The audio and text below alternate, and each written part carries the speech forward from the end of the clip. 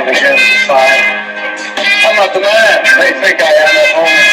No. I'm a rocket man. Rocket man, burning out his human views.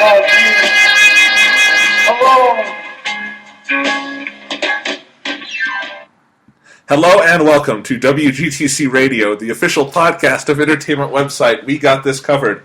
I'm Jonathan Lack. And I'm Sean Chapman. And we are here to talk about television.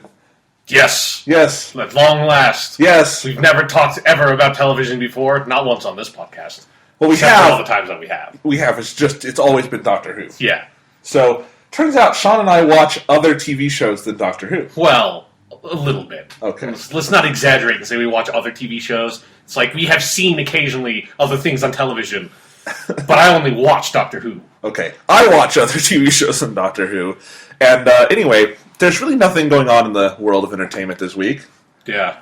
Yeah. I don't know why, but there's just nothing. Nothing's happened. Yeah, if we had, had thousands of dollars, we could have flown down to South by Southwest and, covered it in depth and then done a podcast on it, but, we don't have thousands of dollars to do that. Yeah, and I don't want to, submerge myself in a sea of Austin hipsters, so... That's a really good point. Yeah.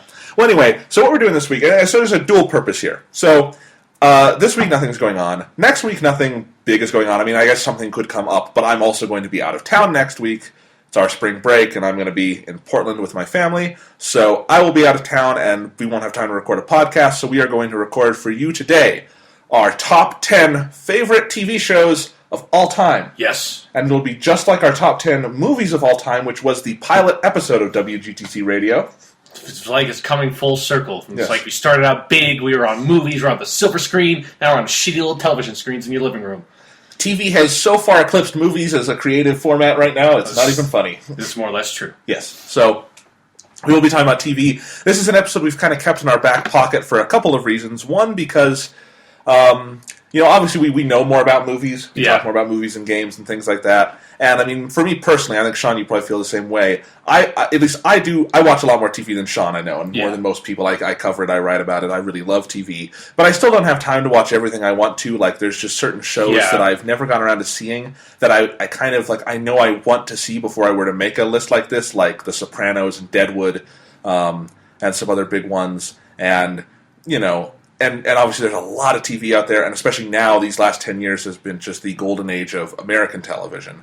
And so it's a little tough. And but I think still, taste will change no matter what. Yeah. So this is as good a time as any to lay down, so far in my life, what are my 10 favorite TV shows. Is that kind of how you feel? Yeah, definitely. And definitely for my list, I don't know about yours, how much you feel, but for my list, this is definitely a favorites list. Oh, yeah. If I were to make what I would say is objectively the best TV shows I've watched, probably half the stuff on my list wouldn't even be there. So this is very, I feel a lot like television. I feel the same way about TV shows I do about comic books, where it's, they're both these serialized formats, and, there's something about, even though something can be very flawed, you can be drawn to, a certain element of it that just heightens it for you personally. And so that's going to be a theme of my list, because I have a very strange fucking list of TV shows here. And my list, I should say, it's kind of interesting.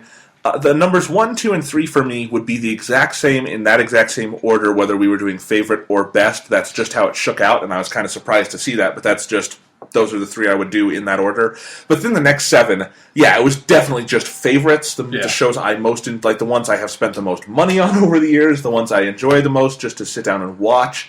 And there would be things shifted around, obviously, if we were doing best. Yeah. But that's why there's really no fun in doing the best of list, I feel.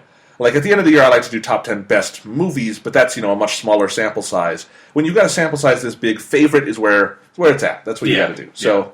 This is sort of part 2 of our trifecta we eventually will complete on this podcast. So we did movies, we're doing TV now, and we will eventually do a 2-part podcast on our top 10 favorite video games. Yeah, when there's also nothing going on, and we also have a need for filling 2 weeks worth of podcasts. Yes. But I think people like these kinds of episodes, and, so in short, this week on the podcast, episode 38, you will be hearing our numbers 10 through 6 picks. We'll go back and forth. There's a little bit of overlap, but we'll mostly be going back and forth. And then next week, we will be doing 5 through 1, and so we hope you enjoy both of them. And is there anything going on in the world we should talk about before we just jump into the lists? I don't think so. There's like little tiny news and video game, but none of it's really worth talking about. And some of it's not stuff I really would want to get into onto the podcast. Yeah, I agree. Only thing I'll say before we get going is I'll remind you, we talked about it last week, my book, Fade to Lack, A Critic's Journey Through the World of Modern Film. It is available now from Amazon.com. You can also go to www.fade2lack.com, read all about it, and we will be having our first book signing April 6th in Golden. Bunch of details on that. If you live in Golden, we'd love to see you. But let's get started with the list. Sean is going to kick us off with his number 10 favorite TV show. Should we do honorable mentions first? We should totally do honorable mentions first. Or we can do honorable mentions last, if you really wanted to. Well, I think part 2 is going to be longer. Yeah. So, yeah, let's do them now. It's kind of funny, when I made my list, I actually had 20 shows ultimately, so I just ranked mine out to 20. This is a really rough rank, though. I don't know quite if I just ranked it for the hell of it. Some of these are going to recur on Sean's list, so I won't talk about them now. One for me that I know both of us was probably in contention is the anime Death Note. Yeah, definitely. That would have been like my 11 or 12 spot. Yeah, and I should note that we are not... Anything that is a TV show counts for this list. Yeah, animated, Japanese, American, British, whatever. TV is TV. Yeah. I hate it when people try to separate all that stuff. Mm-hmm. So anyway, Death Note is one of my favorite series.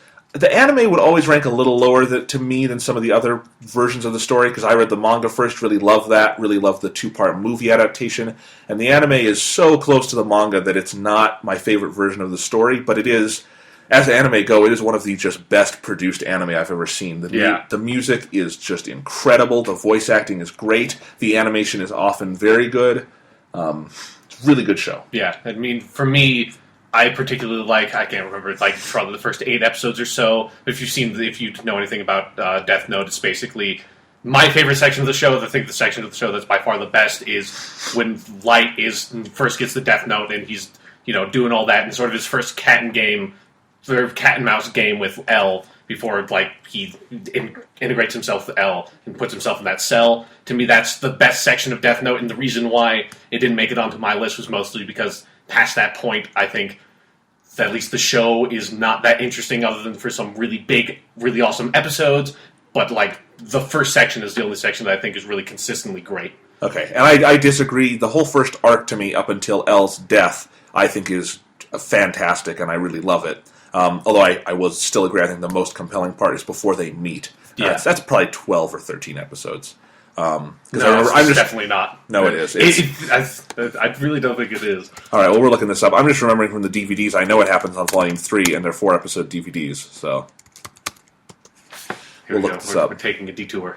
But why don't you start talking about one of your honorable mentions while I look this up? I only have 2 honorable mentions, and my honorable mentions serve a very specific function for me, where my honorable mentions are not like ones that I was like, they kind of should be on this list, but it's like they're all so good and I have to cut some kind of thing. It was more, my 2 honorable mentions are The Twilight Zone and Mystery Science Theater 3000, and the reason why I wanted to put them on my list somewhere, but I haven't seen nearly enough of either of them for me to sort of definitively say anything about the shows. The Twilight, there's so many episodes of The Twilight Zone, and I've only seen some of the more remarkable ones, and there's so many episodes of Mystery Science Theater 3000, and I've only seen about 20 or so of those. So I didn't feel okay putting them on the next 2 shows that I've seen everything of, and so that's why Twilight Zone and Mystery Science Theater 3000 are not on my list, even though they maybe should be. But I couldn't decide how I would end up ranking those against other shows. All right, I looked. Light and L meet for the first time in episode 9 at school, but Light does not turn himself in until episode 16. Okay, so I would think 16 is the turning point there. But because while they meet in episode 9, they don't interact a lot. Yeah. So anyway, Death Note's great. A couple others I have on here that are worth noting is there's a couple of ongoing shows that, because they're ongoing, I would like to see where they go in their runs before I put on here. For instance, Louie on FX. Love the hell out of that show. I think at one point it could definitely become one of my 10 favorite shows of all time. Season 3 was, to me, a very big leaping point where I thought seasons 1 and 2 were very good and very fascinating, but season 3 was just superior. I talked about it on the end of year podcast last year, and I think if he does more stuff like that, I think it could move up in the world for me. And the other one is Breaking Bad, which is obviously one of the best American shows on TV right now. Second best probably behind Mad Men. Fantastic, wonderful TV show, but there are 8 episodes left, and because Breaking Bad is a completely plot-centric show where there is an ongoing story, and they have things they are going to resolve, I want to see what those last 8 episodes are. And I don't anticipate they're going to be horrible or anything, and I don't, even if they were, that would not invalidate the other parts of the show, but it is a show that is intended to be a complete story. So yeah, that's exactly the way I feel about it too. Like, I've seen everything up till this last season is whatever they're doing with the last season. 2 8-episode chunks, and it's weird because each one is really its own season. They're just calling it one season, but those first 8 episodes were a season. They had a beginning, a middle, and an end. Yeah, so it was weird. Yeah, so that's why Breaking Bad is nowhere on my list either. Even though it probably, when the last season finishes and I do watch it, it would probably be on the lower section of my list. Yeah. So, but that's just, we're doing the list now. Yeah. And then one of the ones that was interesting to me that I just didn't know what to do with, and so I ultimately left them off, is The Daily Show with Jon Stewart and The Colbert Report with Stephen Colbert. I didn't even think about those as TV shows. But those are on my honorable mentions now, too. Okay. Because, I also don't know how I would rank those amongst the other shows. They're so different. Like, obviously, I watch those as much as I can. I love them. I think as pieces of TV, they are among the more impressive things I've ever seen. But yeah, I don't, and they're nothing I'm ever going to rewatch is maybe part of the equation. All the 10 shows on my list are things like, part of the criteria I think for me was things I would like to own, rewatch, and have. And Daily Show's, it's a news comedy program. Yeah. But worth mentioning. It's completely topical, so yeah. Yeah. And then the 3 that were hardest for me to leave off of my list, and again, I've just watched more TV than Sean, so that's just what this comes down to, is that Lost is a show, ABC's Lost. I wrote religiously about that show. I wrote about each episode of the last 3 seasons, and I loved the hell out of that show. It was so fun to follow and write about and just share thoughts on. And I really love, my top 10 favorite just, TV memories. One of them would definitely just be, watching the run of Lost. But I guess now that I look back on it, it's not a show I'm in any hurry to watch again. And it's not a show that, as much as I loved it, that I think... I'm not saying to say it doesn't hold up. I think it holds up. It's just something that when I look at the other 10 shows on my list, those are 10 shows I would sooner sit down and watch again than Lost, and that's why it would not make the top 10 for me, which is a little surprising to me. But yeah, I was a little surprised when you said it wasn't going to be on your 10 either. Yeah. Well, and the next 2 are even more surprising to me, because I did not have room to find The Simpsons a spot, which is crazy to me because I think The Simpsons is obviously one of the best shows ever to air on American TV. It's amazing comedy. It's so great. I think all the stuff people say now about how it's just terrible is bullshit. It's still a perfectly good show, just not what it once was. And I think when I go back and look at older episodes of The Simpsons, I think they are astoundingly not just funny, but also prescient and smart. And I'm a little sad I couldn't have that on there. And then the biggest one that was hard for me to leave off is Joss Whedon's Buffy the Vampire Slayer, because... And I don't even, if I were to get into it, it would be its own podcast. I love that show. And I think one day we've always talked about doing a Buffy/Angel podcast, just talking about that for a couple hours. But really love that show. We really have absolutely nothing else to talk about, because I don't think Buffy and Angel are ever going to be particularly relevant. Joss Whedon directed the 3rd highest grossing movie in film history. Yeah, but I don't think he's going to pull out Buffy or Angel again, is what I'm saying. No, but yeah, we could connect it. I guess. Really tenuously, but we could. Anyway, so that was just the one that was tough for me to leave off. I mean, when I sat down to make this list, I didn't know I was going to have so many things I would have to leave off, which was sad. But we can now get into the main list, I guess. Okay, yeah. So let's go on. So the main countdown of awesomeness. Yes, sure. Let's not call it the main countdown of awesomeness. That's fine. That's a horrible name. I know. So Sean, drum roll. Your 10th No, we're not. favorite. Stop. No drum rolls. We don't even have drums. We don't have any rolls. None of that. All right. Your no fanfare. Just give it to him straight. The number 10 on my list, my number 10 favorite show of all time, is a little British comedy called Blackadder, which is a show I absolutely adore, and it is actually the only straight comedy on my entire list, which I was kind of surprised at when I made my whole thing. But, Jonathan, have you seen any Blackadder whatsoever? Sadly, no. And it's one that is always in my Netflix queue, and I will sit down and watch someday. I just haven't had time. I mean, it is definitely one of the good things about Blackadder is that there are not a lot of episodes. It is only, I want to say 4. Yeah, there's only 4 seasons. The first season of Blackadder isn't terrible, but it's also not really great, and it doesn't sort of hit on. I don't even really think of the first season of Blackadder when I think about Blackadder because it doesn't have the same formula as the others. But if you don't know anything about Blackadder, it is a British comedy series by Rowan Atkinson, who's sort of a famous British comedian. And each season takes place in a different sort of historical period for Britain. The first one is in the 15th century, and it sort of goes over some of the Crusades and stuff like that. Then where it gets really good is Blackadder 2, the second series, which is set in the 16th century England during the Queen Elizabeth's reign, or Queen Elizabeth, Queenie, as she's called in the show.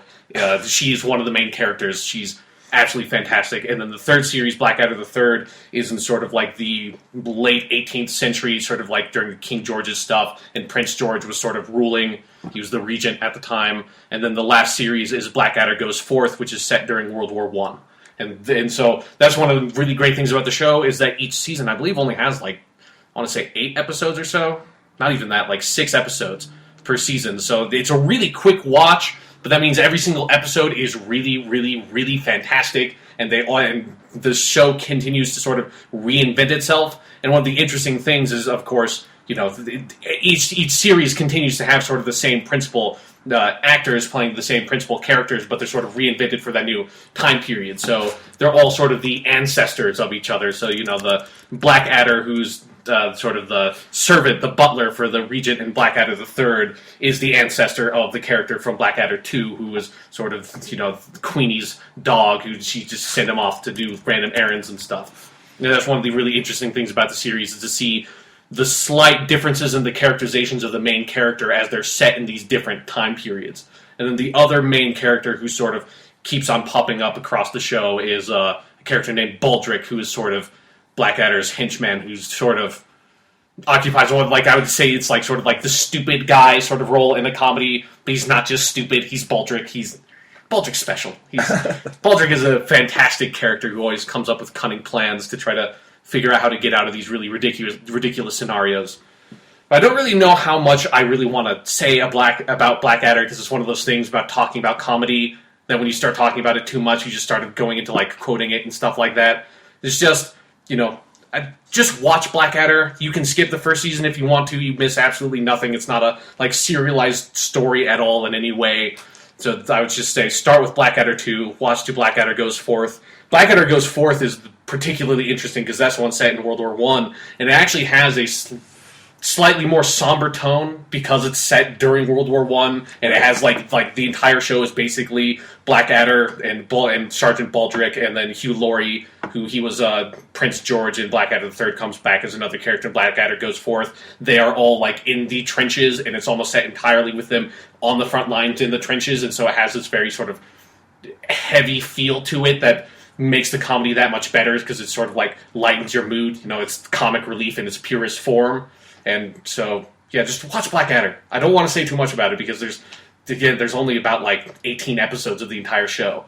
Yeah. So, watch Blackadder. It's fantastic. Rowan Atkinson is goddamn hilarious. I love Rowan Atkinson. Yeah. I mean, I have not seen Blackadder. I am a fan of Mr. Bean. I think Rowan Atkinson is just such a great physical comedian. And that's one of the most interesting things about Blackadder is that Blackadder is all about the dialogue, too. Okay. So it's not even, because I've seen some Mr. Bean stuff that I also really love, but this is some of my favorite, just really witty, quick British comedic dialogue I've ever seen. And that's why I love the show so much, is because the Blackadder character that Rowan Atkinson plays is so clever, but he's always in this second fiddle position under people that are really, really goddamn dumb, like Queenie or Hugh Laurie in Blackadder the Third, and that's just always comic gold. But Rowan Atkinson is able to play off that sort of cliche setup really, really well. Yeah. All right. So that was your number 10. My number 10 is also your number 9. Yes. Sort of. Yes. Because mine's a little bit amalgamated, yours is not. My number 10 show is Star Trek, and by this I'm really referring to all the Star Trek TV that I've loved to watch, which is just Star Trek the original series and Star Trek the Next Generation. Never been much interested in the other spin-offs, but these two shows, my personal history is just that my dad loved these shows, particularly Next Generation, and so I was kind of raised on that. I watched Next Generation through. We would get the discs from Netflix back when that's what Netflix did. Yeah. Very weird to think about now. Especially because it's called Netflix. It's obviously always their plan to do digital streaming, so I thought it was kind of what did people think when it first came out and they were getting discs from a service called Netflix? Why the hell is it called Netflix? It's a good point. But we would watch Star Trek: The Next Generation. I love the hell out of that show. You know, it recently came out on... It's coming out on Blu-ray now, and I've had so much fun watching through the series remastered and very much reborn, because now it doesn't look like analog video garbage. And it's just... I remember just how much I love that show. And Star Trek: The Original Series, which is what's your number 9. Yeah, that's my number 9 specifically. Yeah. That show is just one where I came to it after Next Generation, but it's a better show, obviously. Yeah, I think so too. And well, I mean, part of that is just a simple equation of they had Star Trek: The Original Series had 3 seasons. 2 of those were great. Next Generation had 7 and took about 2 seasons to find itself. Yeah. You do the math. I mean, it's just Next Generation was a little rougher around the edges, and Original Series is some of the best science fiction writing that has ever been done. It is just fucking phenomenal when it's at its best, and it is quite often at its best. Yeah. And even when it's not at its best, it is one of the single most charming shows I've ever watched in my entire life. Like, even when, you know, Star Trek: The Original Series is damn near the cheesiest thing I've ever watched. It is not the cheesiest. We'll get to the cheesiest things I've ever watched. But it's damn near that level. But it is so endearing in how cheesy and corny it is that even when, you know, they reuse the same 4 plots for almost every single episode, I don't care. Yeah. Because they're great plots and they're lots of fun. And for me, the reason why... Because I have a very similar history to you with Star Trek, where it was, for my case, it was my mom really, really liked Star Trek, and she would watch Star Trek: The Next Generation all the time. So I was raised on it sort of in that side and watched a lot of Star Trek: The Next Generation with my mother. But then, after the fact, when I got Netflix, and Star Trek: The Original Series was one of the first shows that were on, like, streaming that I watched on. Actually, it was the very first one. It was the first thing I ever watched on Netflix, I remember. And so I, like, just sat down and watched that, and I immediately fell in love with it for 3 reasons. Yes. Kirk, Spock, motherfucking McCoy. That is so That true. is why Star Trek: The Original Series trumps The Next Generation, because the only character I absolutely love in The Next Generation is Picard. All the other ones are okay, too, sometimes I really like, but no character in The Next Generation, to me, even approaches the level of Kirk, Spock, and McCoy. You are completely 100% right, and that's what I love about it, and that's what I was going to say, actually, when it came back around to me, is just that you fall in love with those characters so fast, and the dynamic they have, and it's fascinating to watch through the early episodes and see how they have to reorient the show, because McCoy was originally not a huge part at all. Mm-hmm. Kirk was going to be more of just the main macho hero dude, and Spock was even kind of deprioritized. Yeah. And those 3, you know, after they have their first scene in the series together, you can just see them kind of scrambling to figure out how to make this show sort of a 3-person ensemble with these other, you know, and it's got a bunch of other great characters too. But those 3 just work so well together, and it's just this... It's also very, very smart the way they play off each other, where you have... It's very archetypical, but Spock being logic, McCoy being emotion, and Kirk being the mix of those, that allows them to tell so many in-depth stories and explore such in-depth content just through the way these 3 characters move through the world. Yeah, I mean, that dichotomy between logic and emotion, in my mind, is the most, like, pure dissection of, like, what it means to be human, is trying to reconcile those 2 factors, sort of like your animalistic instincts, and then I guess what you'd call your more intelligent, higher nature, and sort of like, how do those things interact with each other? How do you reconcile the fact that they are constantly pulling you 2 different directions? And that is what Star Trek: The Original Series is all about at its very core, which is really interesting to me, because it's not, on the face of it, you wouldn't think of it that way. When you dig into the themes, almost every single episode is really about that. Yeah, and this is something I try to convince people of all the time, and so many people just don't even want to hear it. Star Trek: The Original Series, I think, is one of the smartest damn shows to ever air on American TV, at least pre-2000. It is a wildly intelligent TV series, and it has so many interesting things to say, and I think there are so many episodes that are just absolute masterpieces. Especially the first season is just hit after hit after hit after hit. I think especially once you get around to, like, episode 9, Dagger of the Mind, Corbomite Maneuver, which is sort of the first one where you really get, like, space naval battles. Yeah. And then into the Menagerie, where they reuse the pilot, the cage, but they do some new stuff. I mean, no one knew they were reusing the pilot at the time. And then into, you know, Balance of Terror, which is the famous one with where they're having the battle with the Romulans in space. That's probably the best just Star Trek action outside of Wrath of Khan. Yeah. You know, I love so many of these. Arena, where he fights the Gorn, but people forget Arena has so much other stuff in it, and it's a really fucking intense episode, because while that Gorn thing is incredibly cheesy, a lot of that episode is intense because they are getting fucking carpet bombed by aliens on this planet, and they have no way out. And so Kirk's like, what's the one logical thing I can do? Fist fight with the alien captain. And it's awesome.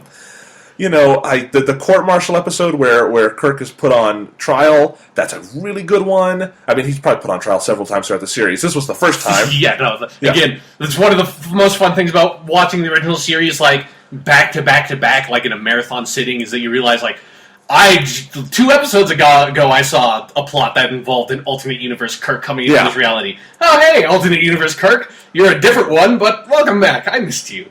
So there's the Space Seed one where we meet Khan, the Devil in the Dark, where you have Spock going, pain! That's actually, I think the Devil in the Dark to me is one of the, like, episodes that is like, that encapsulates what the original series is all about, where, like, one of the best. As far as, like, actual sci-fi, it's really goddamn interesting, and it has a really good, like, hard sci-fi premise. It's one of the few Star Trek episodes that actually has a good hard sci-fi premise, of that is just, it's about this silicon-based life form, which is like, yes, that's fucking interesting, having a life form based on something where we're based on carbon, and having it, you know, silicon is very similar to carbon that's right next to it in the periodic table. It's like, that's interesting. Let's, like, explore those possibilities. But then it's also the cheesiest fucking thing in the world, because that silicon-based life form happens to look a hell of a lot like fake plastic vomit.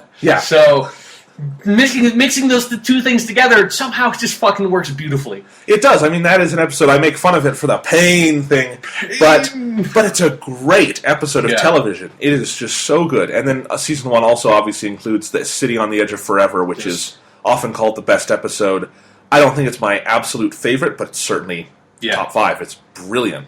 And it's really, really good, and it's one of the first great time travel Star Trek stories, and probably the greatest. And then into season 2, I don't want to go out episode by episode, but season 2 is also they're just on fire for that whole season. It's just great, and there's so many good ones there. I think, you know, the one with Tribbles is comic gold, and that's one of the few Star Trek episodes though where they are. I mean, they know it's totally intended to be what it is, and it's great. Although I forgot to mention the Shore Leave episode from season 1 that was with the fantastic. giant rabbit. Love that episode.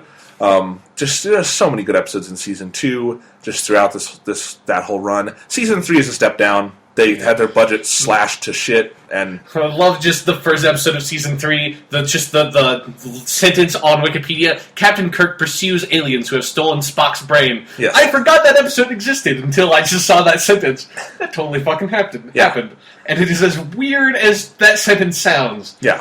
And season 3 is still very good in a lot of parts, but seasons 1 and 2 are just, as sci-fi television goes, it's hard to top that. And then obviously I think there are some shows that you could argue have, but it's a really damn great show. Yeah, without a doubt. And their handle on character throughout is very good, even outside of that main trio. I always love Scotty. I think Sulu's a lot of fun. George Takei, who is kind of a fucking hero now, because he's such a funny dude online. But, George, I mean, just lots of good stuff there. They never really know who Uhura was, but, you know, kudos to them for having a woman on their show at all. Let alone, you know, casting an African-American woman in a lead role. It seems very dated now. That was wildly ahead of its time. So, you know, like, I always liked that in the new Star Trek movie, they actually gave Uhura a character to play.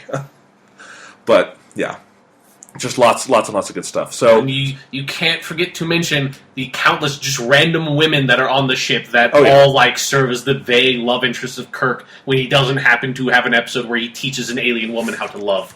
Which is my favorite overused plot device in all the original series is this alien woman thing does not know how to love. Let me teach you by fucking you. He's good at that. My favorite of the women on the ship is Yao Min Rand, who was only there for season 1, but I like Yao Min Rand.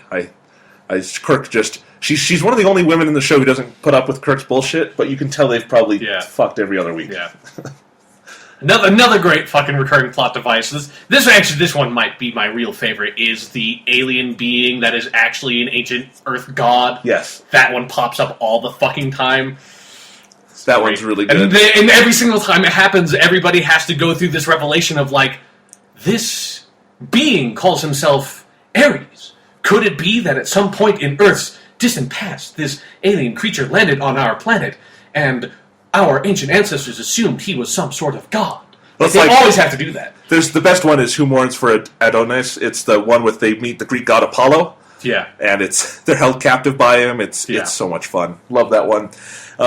You were just doing your Kirk impression. That's by the way why we played William Shatner singing Rocket Man to open this podcast. Which, I mean, if you have not seen that, go on YouTube, type in William Shatner Rocket Man. It is one of the best internet videos I've ever seen. Oh yeah, it is.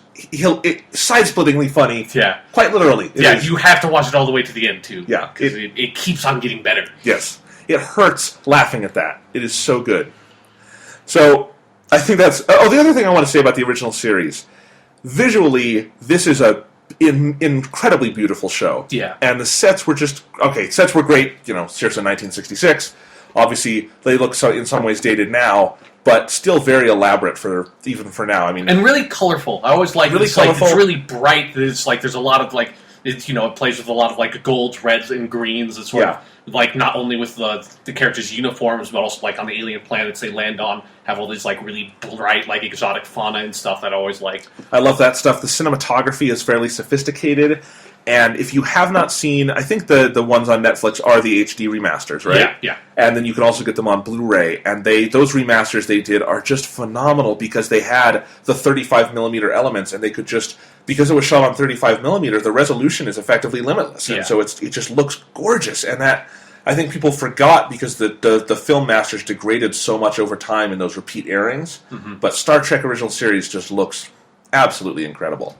And I guess that's a good segue into The Next Generation, which has long been known as kind of one of the ugliest shows in TV history, because they actually shot it on 35mm, but then for effects they finished it on analog tape. So that's why it's always looked so awful, but they're completely rebuilding the show for Blu-ray, and it's not on par with the original series, but it turns out that show looked really nice. No one ever just saw it that way. Because there was that weird period where we decided these weird analog video was the way of the future. Yeah. Even though it clearly looked inferior to everything else. Yeah. National shame. Anyway, but I really love The Next Generation, and obviously it's on this list for me because so many of my favorite TV memories, let alone Star Trek memories, are watching The Next Generation. And I think even in its first 2 seasons, which are obviously rough, it can be a lot of fun. And I think sometimes that's because it's rough, because there are some hilariously bad episodes of Star Trek The Next Generation. Watch The Naked Now and just laugh, just have fun with it. Or there's the one where Wesley Crusher, like there's the place where like you can't walk on the grass or else you will die, and so Wesley Crusher is put on death trial, and Picard, there's a great moment where he's actually considering just letting Wesley get executed because he did break the law. And I would have loved that because I hate Wesley. He's a piece of shit, and I love when the show finally de-emphasizes him because Wesley is a terrible character. But there are so many fun episodes of Next Generation, and once you get to season 3, it does get really good really fast. And there are seasons 3 and 4 are the 2 best seasons of the show. Lots of great stuff in there. I think Yesterday's Enterprise is probably one of my favorites from that era of the show, which is where they wind up going back in time. But actually, no. But it's an alternate reality thing, really hard to describe. Yeah. But they wind up meeting another Enterprise, but it's from the past, and Tasha Yar is still there, but she died, and that's kind of funny. There's the episode where Worf has to go on trial to prove his father's innocence, the Sins of the Father episode. I love that one. Love the one where Sarek, that's just called Sarek, but that's where you meet Sarek for the first time on Next Generation. That's when they start bringing in people from the original series. Obviously, the Best of Both Worlds 2-parter where Picard becomes a Borg. Doesn't get much better than that. Yeah. Really good stuff. And then I think, we can go through a lot of these. One of my favorites, and I think it's from Season 5, I'm looking through here. I just saw Unification. That's the 2-parter with Spock. Gotta watch that one. It's awesome.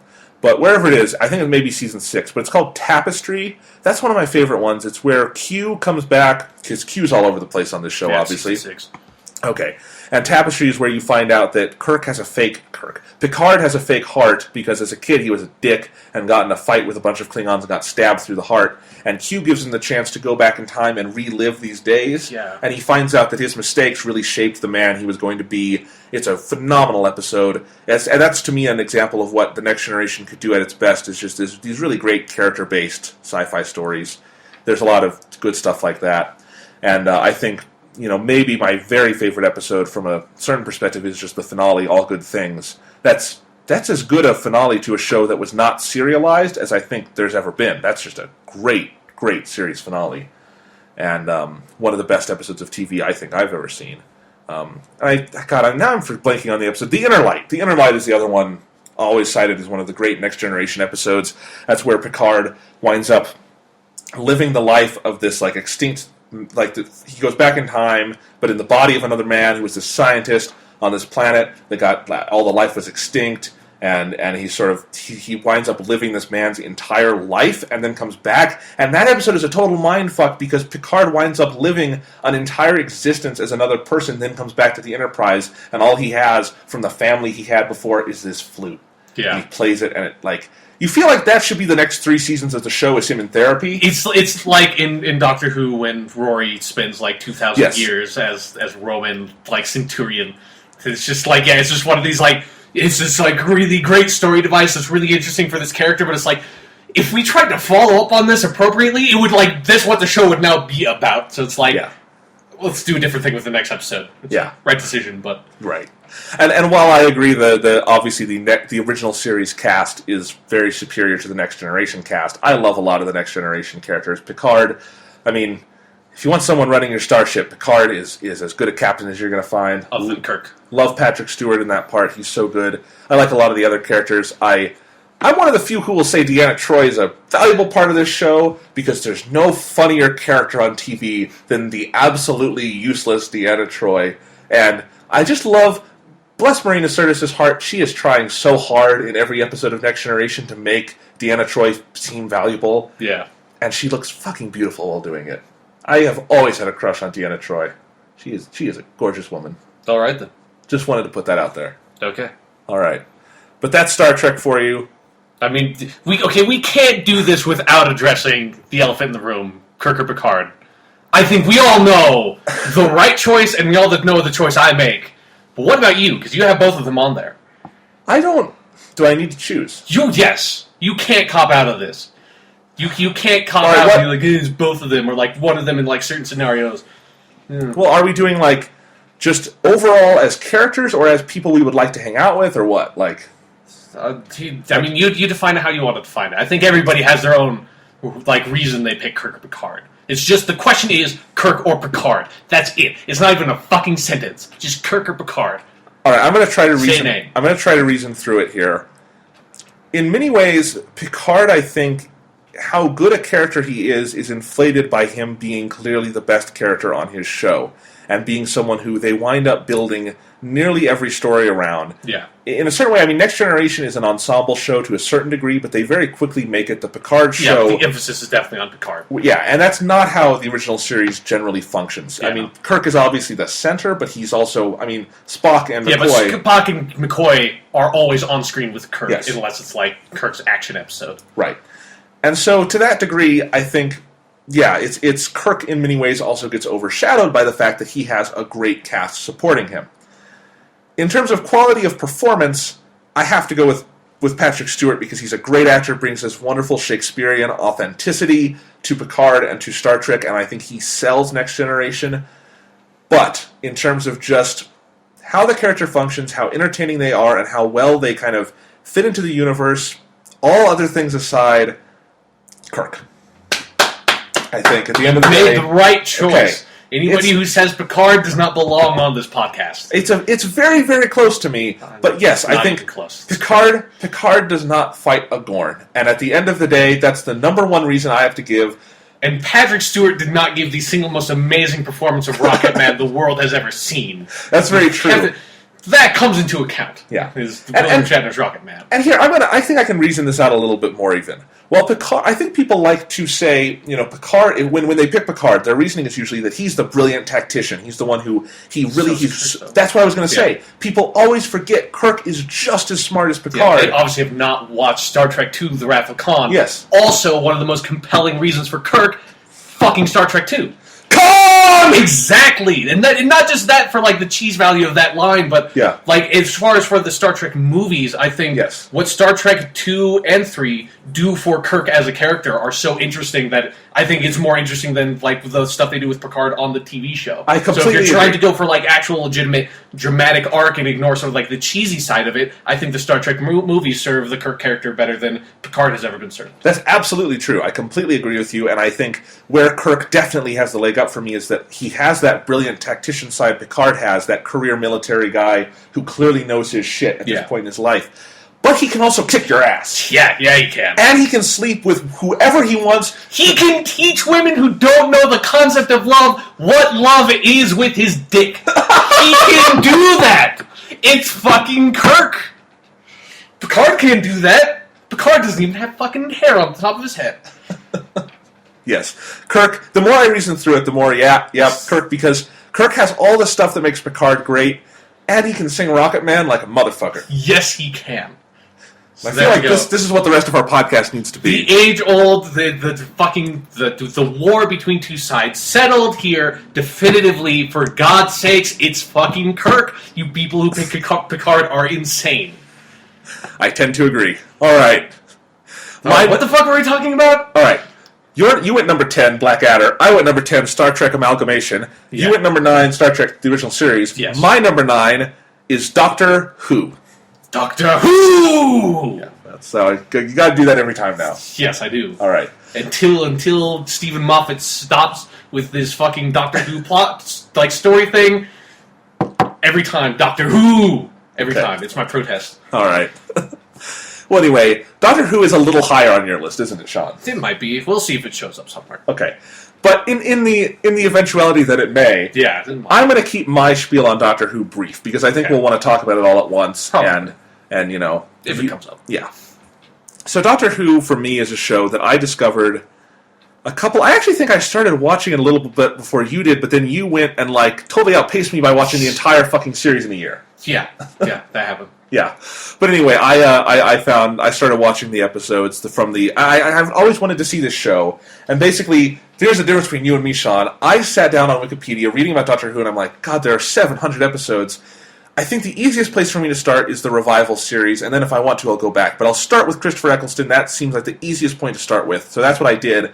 And at that point, David Tennant's last episode had not yet aired, but it was about to, and I think I caught up in time to see that. Is basically how that went. Mm-hmm. So I watched all 4 seasons of the Russell T Davies run, and then I started watching it live week to week with Matt Smith. And just Doctor Who is just great, and we'll get much deeper into it later, but I just remember, I think I want the basis of my discussion to be someone who does not get enough attention in the Doctor Who canon, and that is Christopher Eccleston, because he is the reason I fell in love with Doctor Who. And I know I could have started with any of the other Doctors and probably gotten that same feeling, but Christopher Eccleston was the one who got this chance to reboot the character and did it beautifully. Yeah, without a doubt. Yeah. What they did with that revival of the show blows my mind that it worked so fucking well, so amazingly. We're in the 7th... is a huge part of why that worked. Yeah. To me, he is the central reason when I look at that first episode. Russell T Davies was very smart in doing that first episode as Rose's story and viewed through her eyes, and that's how we meet the Doctor, because that made him all the more fantastic. But I was just drunk in love with this character the moment he fell on screen. Same way as Rose. I'm just fascinated by this guy and really want to learn more about him. And I think... Series 1 of Doctor Who has some growing pains. The revived series, season 27, 8 overall? I think it's 28. Something like that. Anyway, but, it's got some growing pains here and there, but it is so compelling throughout because Christopher Eccleston is so good. And I think, there's always this sort of war within me of, would it have been better if he had gotten to do a little more on the show, like if he had gotten a second season or not? But when it comes down to it, I think him getting just those 13 episodes kind of makes him one of the perfect Doctors, because he came in, he went out, and he did fucking great work every single second in between. And he didn't even get to have a rise or fall or anything. David Tennant, obviously, not because of his performance, but just there were some rough times during the David Tennant years. No, Christopher Eccleston got 13 episodes, and he was fucking amazing in all 13, and that, by the end of those 13, I loved this show, and then I have to give props to Russell T Davies and David Tennant, because what sold Doctor Who to me as something that I will be watching for the rest of my life is at the end of episode 13 and then into the Christmas special, the one where we meet the David Tennant Doctor proper. Yeah. When he morphs into David Tennant, I completely believed that this was the exact same human, the same soul, same person, just in a new body. I totally bought that, and I didn't think I would. I'd heard about this regeneration thing, and I'm like, well, how do they really do that? They don't look anything alike, they don't sound anything alike, but Eccleston, Davies, and Tennant just, however they did it, and I can't even pinpoint what it is, but across episode 13 and then Christmas Invasion, that was so clearly to me the same character, and that to me is the point. I think every Doctor Who fan has to reach that point where they see a regeneration, they meet a new Doctor, and that's when you're on board for life. Yeah, that's when you've bought it, is once you get into regeneration, because then the show can go on forever. Yes. And if you can accept a new Doctor, you're there. Yep. Yeah. And I've loved it ever since. I still have not watched a huge amount of the original series, but I've gone back and watched some stuff Sean's recommended. To say you have to watch a huge amount of the original series, that is a lot of fucking stuff you need to watch. But I've seen at least... You've watched enough to be informed about it. I've seen at least a full serial from every Doctor, which I think is more than most people could say. Yeah. I even watched the TV movie with the 8th Doctor. Who am I? One of the greatest scenes ever put to film. Okay. Who am I? Watch the Doctor Who TV movie. Surprisingly now on DVD. Really? Yeah, awesome. Yep. I need to get that. And you can watch that and learn what we were quoting just now. Anyway, but yeah, I think Doctor Who it's so much fun, and I think the Russell T Davies years had some ups and downs, but mostly ups. Yeah. And when Doctor Who does a good episode, they do a good episode like no one else. Doctor Who episodes that are great are just fucking great. And I love all the characters for the most part, except Rose in Series 2 wanted to fucking kill her. But Rose in Series 1 was just fine. Yeah. And I think where Doctor Who really took a step up for me into being one of my just favorite TV shows ever was when Matt Smith comes on board and Stephen Moffat takes over the show. And while we're both a little worried at what Stephen Moffat's doing with the show right now, that's also because our sample size for this season is so ridiculously small. It's still only been 6 fucking episodes. And it's just like... The way those 6 episodes have come to be and what they need to be for that season is just like they couldn't have been that good, like as a whole. But I think series 5 and 6 are my favorite 2 of the Revive series, and a big part of that is Matt Smith is phenomenal. He's my favorite Doctor of the ones I've seen, although I have not seen enough of some of the earlier Doctors, but he's definitely the best of the Revive series. I agree. And just such great storytelling. Series 5 of Doctor Who is the one I need to talk about here because that is one of my probably top 5 favorite TV seasons of all time. I think Matt Smith's debut season, all 13 episodes are fantastic, and they build they're episodic, which is I think the best way Doctor Who works, but with an ongoing arc that works really, really, really, really well, and just is so much fun to watch. And when you get to those last 2 episodes, the Big Bang / the Pandorica opens, might be the other way around. Yes, Pandorica opens. Pandora opens the Big Bang. Yeah, I don't know if there's a more satisfying just climax in sort of modern TV when you get to the end of a season and you just for big like fantasy, sci-fi TV like this. It's so good, and that season to me is just so perfect. Also because you've got Amy, Karen Gillan, and Rory, Arthur Darvill, and that team worked so well together. So, yay, Doctor Who! Yeah. We will talk much more about you. Whenever it shows up on Sean's list. It might pop up. I don't know. Yeah. I can't even remember. All right. What is your number 8 show, Sean? My number 8. This is kind of a weird one, but this is Sherlock Holmes, the Granada TV series, which it was a British television show that it's really, I mean, like they would think of it as being like I think 4 or 5 different TV shows, but it's the same cast other than for the first season. I just refer to them as seasons all throughout, and it's basically. They decided they were going to just adapt these, huge amount of short stories that Sir Arthur Conan Doyle wrote about Sherlock Holmes and Dr. John Watson. And, most of, Sherlock Holmes and Watson are the 2 most played characters, adapted onto screen ever of all time. Because everybody fucking does their Sherlock Holmes. It doesn't matter what country, what language. Everybody loves them. They're 2 of the best characters ever created. Did you know Hayao Miyazaki, before he became famous, directed a full season of television called Sherlock Hound? I'm not surprised that is the case. Hayao fucking Miyazaki did Sherlock Holmes. Like I said, fucking Sherlock Holmes created, the genius detective genre. Yeah. It's fucking... there are people in the world who think that Sherlock Holmes and Dr. John H. Watson were actual fucking people. That's how good and well realized those characters are and how much they penetrated popular culture, that people think they were actual real life people who fucking helped who helped Scotland Yard in the 19th century in London. You know? And it's when you read those Arthur Conan Doyle stories, that's because they sound perfectly plausible most of the time. But anyways, the Granada TV series is, instead of doing what most people did, you know, like with the Basil Rathbone Hollywood Sherlock Holmes movies and stuff, where they just come up with their own Sherlock Holmes stories and don't adapt the original material, they're like, fuck that shit. We have got all these goddamn stories. Look at all these stories, this huge fucking tome of all the Sherlock Holmes stories.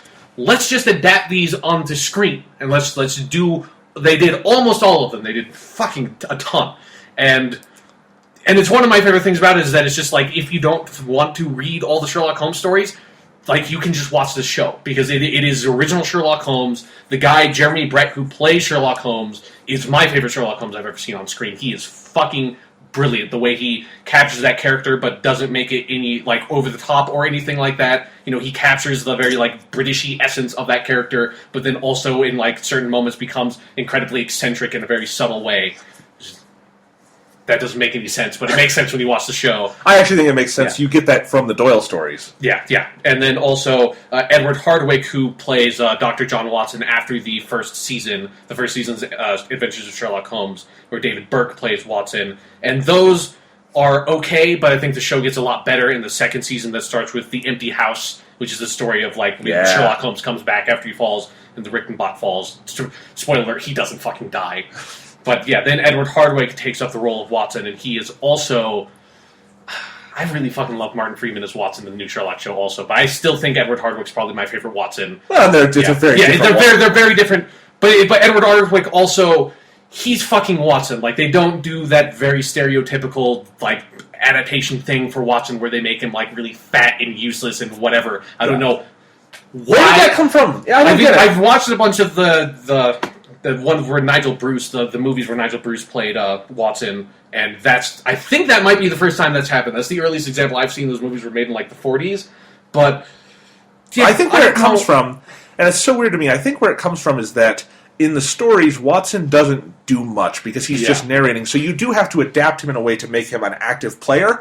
But making him a bumbling idiot, is the opposite. Because while he doesn't do much, what stuff he does do is he's an incredibly reliable friend who always sticks by Sherlock, who puts up with Sherlock's bullshit to the best of his goddamn ability, and, you know, he is always there to back him up physically if need be. And this is something Doyle makes very clear all the time, Watson is also incredibly, ridiculously intelligent. He's just not Sherlock Holmes, but no one else is. He is next to Sherlock Holmes, he's one of the smartest guys in London. Yeah, definitely.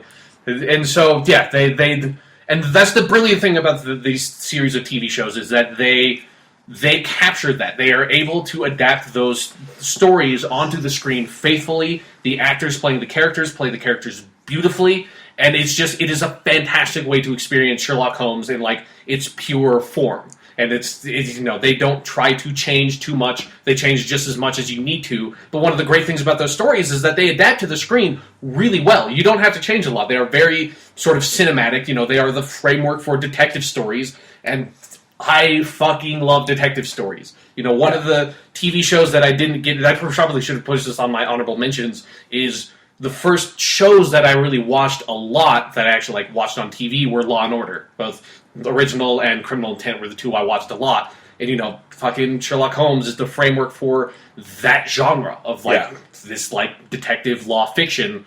And these are my favorite versions of those on screen. The vast majority of them are available on Netflix. That's how I saw almost all of them. I had to rent some from the library. Libraries love this fucking series. You can find them in libraries anywhere. This is definitely like a DVDs you find in a library kind of show in a really great way.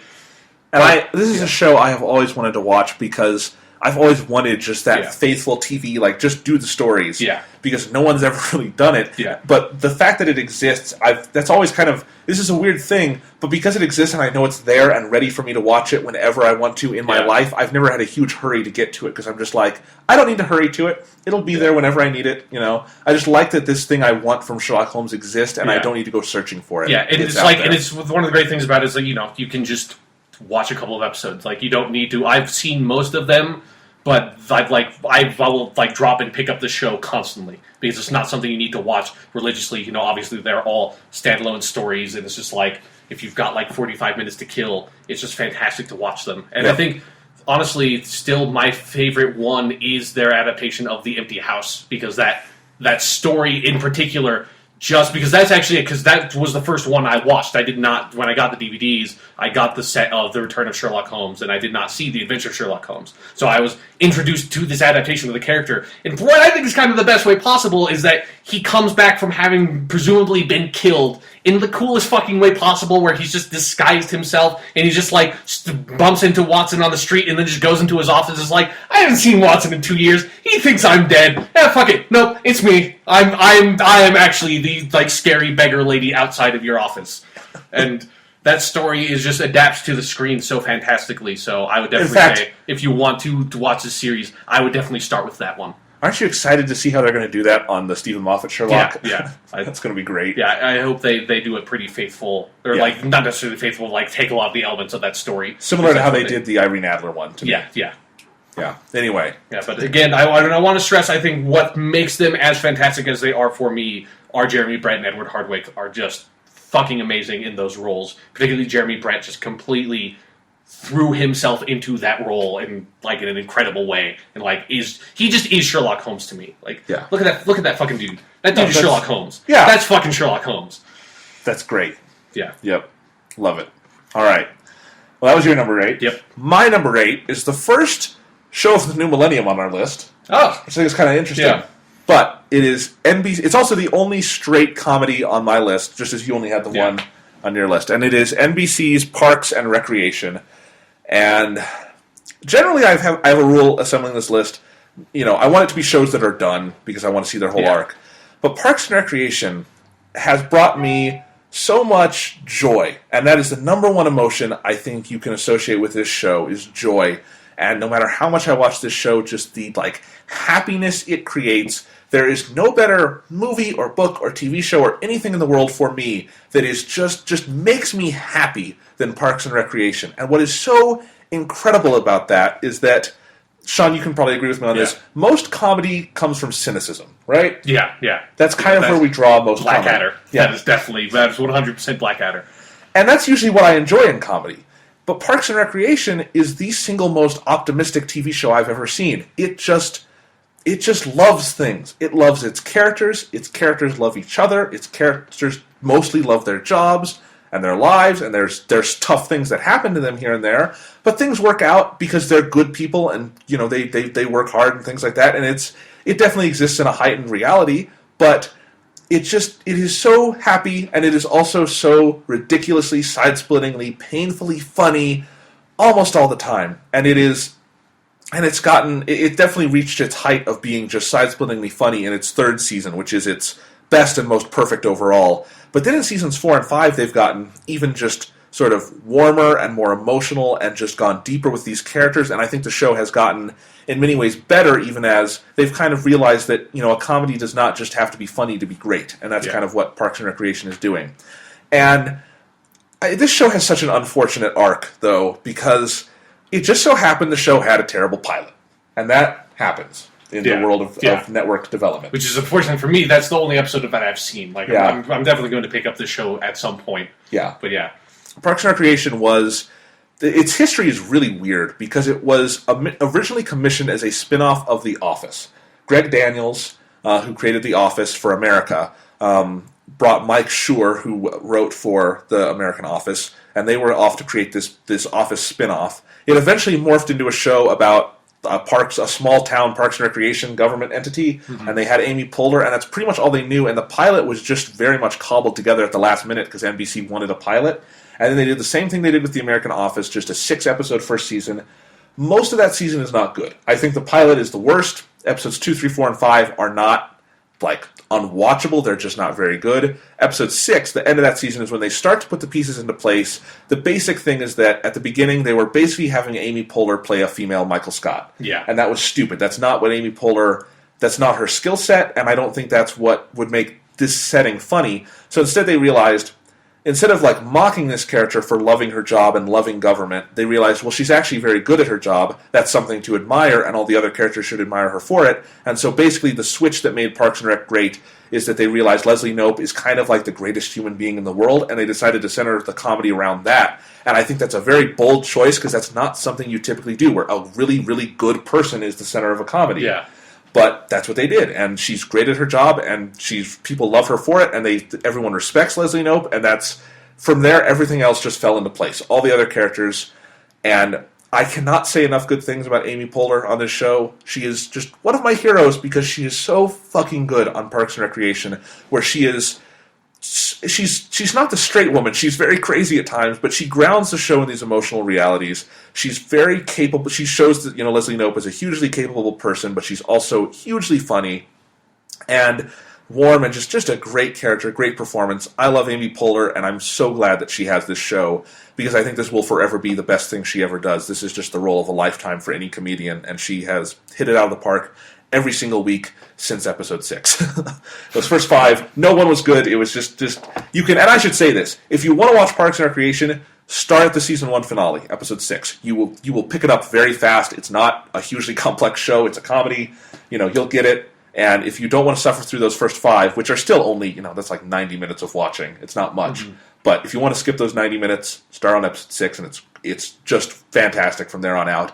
One of the things that makes it so great is it is, I think, the most consistent comedy on television. There are some others that I think I've seen in my life that have reached higher highs, like The Simpsons, Arrested Development, maybe Community here and there. But no other show I've ever seen, comedy or drama in many cases, is just as consistent as Parks and Recreation. It's great, and then once in a while, very good. And that's as slow as it sinks. And that's incredible to me. But the whole cast is wonderful. I highlighted Amy Poehler, but the funniest character on American TV these last couple of years has been Nick Offerman as Ron Swanson, or Ron fucking Swanson, as we call him, because he is just awesome, and he's the head of the Parks Department, but he's a libertarian who hates government and is trying to kind of bring it down from the inside out, but he's a man's man. He does wood carving, he loves his barbecues, and he's just so funny, but also another character that is just warm, and he's still... he's kind of off in his own world sometimes because he hates the government while being a government agent, but he still likes other people that he knows very well. He doesn't like being annoyed by citizens and things like that, but he's not the character who's just like the curmudgeon in the corner. He's still part of this optimistic world and an organic part of that. Aubrey Plaza is just a revelation each and every week as April. Chris Pratt is like basically the modern-day live-action Homer Simpson as Andy Dwyer. Aziz Ansari is the character they have the toughest time with Tom Haverford. Sometimes he can be annoying in ways, I think, beyond what he's supposed to be, but for the most part, great character, and lots of great side characters here and there. Obviously, Rashida Jones is sort of the straight woman on the show as Leslie's best friend, but I think she's always served a valuable function, just being there and being sort of the sane woman next to Leslie Knope, who's kind of insane because she's very, very, very peppy. And then this show really, to me, took off as one of the all-time great TV shows at the end of Season 2 when they brought on 2 new cast members, Adam Scott and Rob Lowe. And Adam Scott becomes Leslie's love interest. He's Ben Wyatt. And I think, especially Adam Scott, that's just when the show clicked into ultimate greatness for comedy, and the cast became complete. And Rob Lowe is really, really, really funny as Chris Traeger, who's another really great character and kind of is one of the defining parts of Parks and Recreation, I think. But I love this show, and I definitely, part of me hesitated putting it on here because it isn't finished yet, obviously. But here's the thing. It's very low rated, and it would have been canceled by now if NBC weren't a flaming train wreck. Yeah, if NBC weren't really low rated. Yes. And so Parks and Recreation endures. I mean, their recent 5th season they're doing, episode 13 of that season is a series finale. And it is in every single way a series finale. Leslie and Ben get married. They do it inside the Parks Department, like everyone's there. They have these final lines that are very telling, and then it's over. But then they got renewed, so they had to do 9 more episodes this season. And those so far have been really, really good, too. And it's just great. It's just kind of funny. The show's still going because NBC's in dire straits. Yeah. But I don't see it extending past a 6th season because at a certain point, NBC's just going to go out of business. Yeah. If they have to keep renewing Parks and Recreation, and I hate to say this because I love the show, if they have to keep renewing a show as low-rated as that, they will be going out of business very soon. And so Parks and Recreation probably does not have a lot of time left. That does not make me sad. It's had its... I don't need a show to be 10 seasons long. Yeah.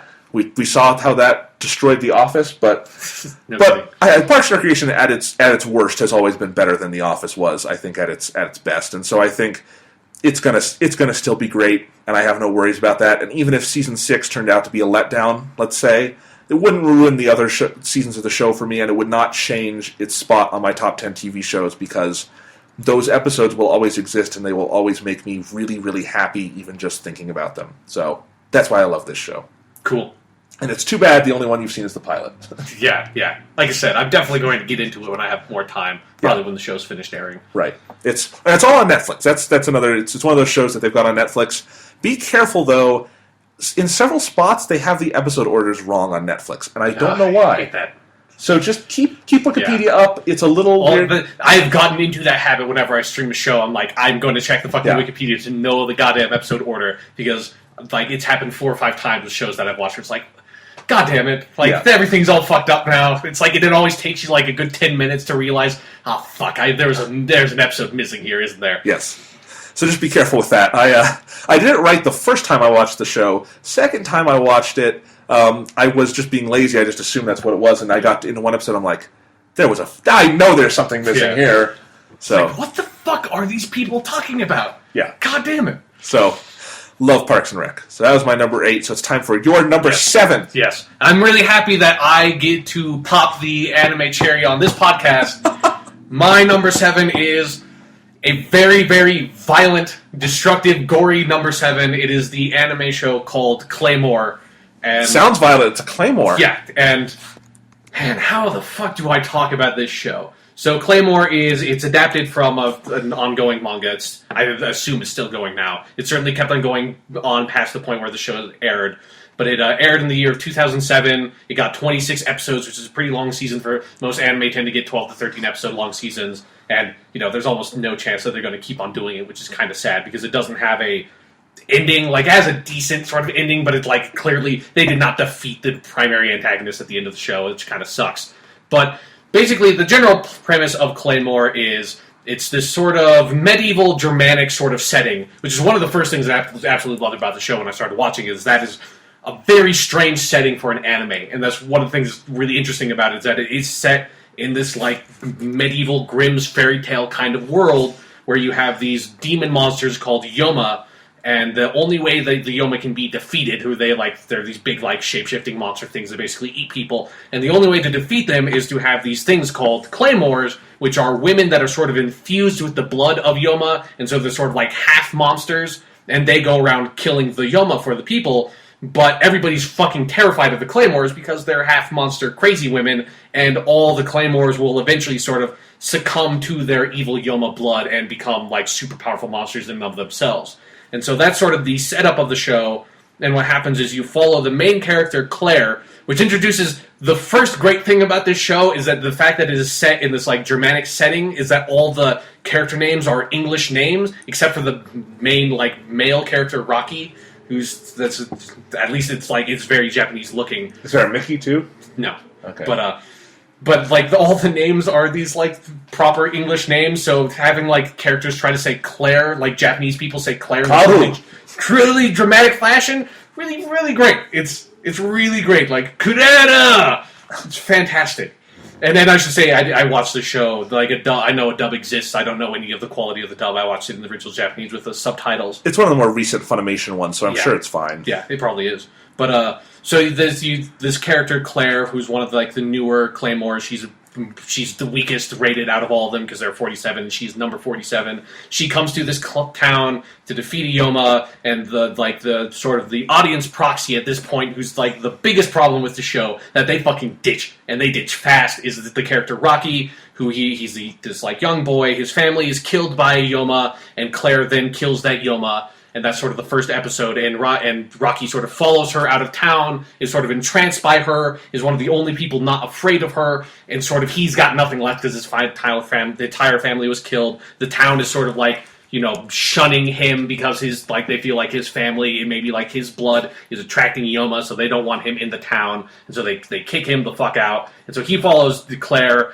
and so the rest of the show, at that point, presumably just sort of follows on their adventures, but it gets far more interesting past that point, where like the next few episodes are just him following Claire, and she goes to this town and defeats a Yoma. She almost succumbs to her Yoma blood going crazy. And that's all okay. That's the first 4 episodes. It was decent. The part where I fell in love with the show, and pretty much the reason the show is on here, is the next 4 episodes are a flashback arc where you find out the past of Claire, how she became the Claymore, and you follow Teresa, who was the most powerful Claymore like 30 or something years ago, and you just sort of follow her along, and for these 4 episodes and what she is doing, and like, Claire has a very similar backstory to Rocky. Her family is killed by Yoma. Teresa kills that Yoma. Claire sort of follows her, and at first Teresa wants nothing to do with her because Teresa's this walking fucking killing machine that's like basically completely sociopathic and wants nothing to do with humanity because humanity has always shunned her. Eventually she sort of warms up to her because Claire just kind of keeps on following her until she passes out and almost dies from starvation. So she sort of starts taking care of her. And so the first 2 episodes in this flashback arc are just kind of establishing their relationship in a really, really great way, where it feels really natural that Teresa tries to shun Claire at first, but then sort of very slowly starts warming up to her until eventually then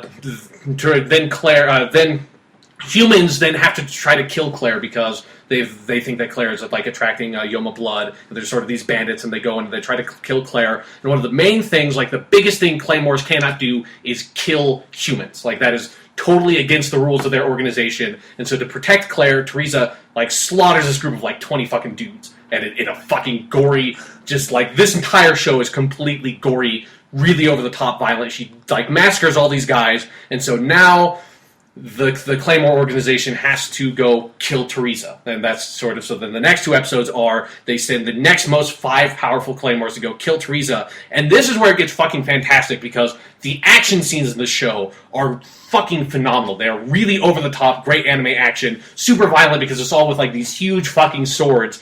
And what happens is that this one Claymore, Priscilla, starts slowly succumbing to her Yoma blood. And in the previous story arc, you had seen Claire slowly succumbing to her Yoma blood. And you sort of know at this point how this plays out, is that then these other characters sort of calm her down until the point where either she is able to come back from that, or they have to kill her, because it's always kill me, I don't want to become a monster kind of thing. So you expect, this is what is going to happen, is that now Teresa has basically defeated these other Claymores, except for Priscilla, who's succumbing to her blood. She's begging her to kill her, and so Teresa goes up, and instead of killing her, like you totally expect this because you have seen this exact scenario play out, instead, Priscilla cuts Teresa's fucking hands off in the most violent thing I have ever seen, ever, completely out of nowhere, cuts her hands off, still holding the sword. Then there's this low camera shot on Teresa's face, completely horrified. The camera zooms up on her face, and then Priscilla cuts her head off, which then flies and rolls up to Claire's knees. And that sequence, that 1 minute sequence, is why this show is on this list, because it is the only thing I have ever seen that is violent, that has made me fucking horrified. It's the only thing I have ever seen in movies, TVs, games, whatever I have seen violent fucking shit. But the way they make violence a reality in this show, when they decide to, by fucking cutting her hands off, and in this 2 seconds, just the way they animate her face, you go through this entire process of, she doesn't have hands. What is that like now? You are 15th century Germany, you don't have hands.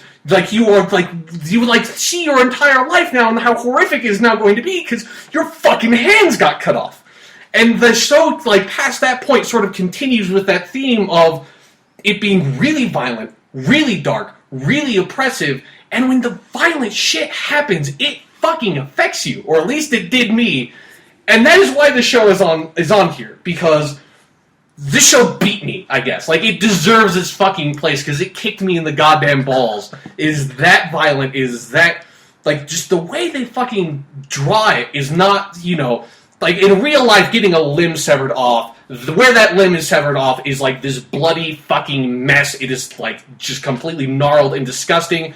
In this show, when you get your hands cut off, it's like all it is that your arm just stops. It just stops dead flat, and there are just no hands there anymore. And that, like, the way it makes that reality of it so clear, with it being so fake, is what's so amazing about it. Yeah, it's like, and it's one of the great things about anime and animation in general, is that since you're in this entirely fake representation of reality, you're able to get across how reality feels way more than how, like, actually seeing real images does. Because for me, when you see, like, a horror movie that tries to show you something really violent, and this is why I always feel like people saying, oh, like, you know, violent shit on TV makes people violent in real life, or violent shit in video games or movies make you violent in real life, is total bullshit, because you know instinctively that, like, I've never, like, watched something on screen where I react, like, in this, like, really horrified, if I had seen that sort of violence enacted in real life kind of way, because real violence is real, and you know it the second you fucking see it.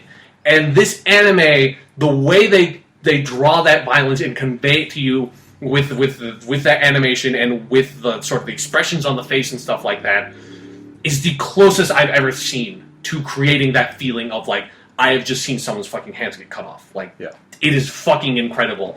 And past that point, I don't even know how much more I need to really say about the show. Past that point, it's like, it's really great because, like, fucking Rocky, get rid of him because he's just an annoying character. He's really only a main part of the show for, like, those first 4 episodes, and the rest of it sort of follows Claire, where that 4-episode flashback is meant to sort of set up her character arc, which is to hunt down Priscilla, who's become sort of this, like, arc fiend, super powerful after she gave into her Yoma blood. And so that's what the rest of the show is sort of about. And the last fight between Claire and Priscilla, and when Priscilla's, like, decked the fuck out in, like, her Yoma form, and then Claire sort of has to come to her Yoma blood, is absolutely spectacular. It is, again, super fucking violent, super over the top, unbelievably gory, and the only thing that I'm really disappointed about is that, like, you don't, like, I'm almost compelled to pick up the manga, but I don't think it would, like, reflect the same thing as, like, what the anime did for me. But I would really like to see how that story ends and sort of what, because Priscilla does not get defeated in the end, because obviously this is a long ongoing series. Like, the manga started in 2001. There are 23 volumes, so it sort of has that problem that a lot of anime has of this adaptation of this, like, incredibly long-running material that chances are the anime is not going to be successful enough, whereas the manga does not have, like, those high standards for success, so it can just keep on going. Yeah. But, yeah. For the record, I do think the Claymore manga is available on the Viz Media app on your iPad, iPhone, Android devices, so it's super easy to get in English, and I just looked up, you can get the whole series on DVD and Blu-ray in a complete series box from Funimation for cheap. So easy to definitely.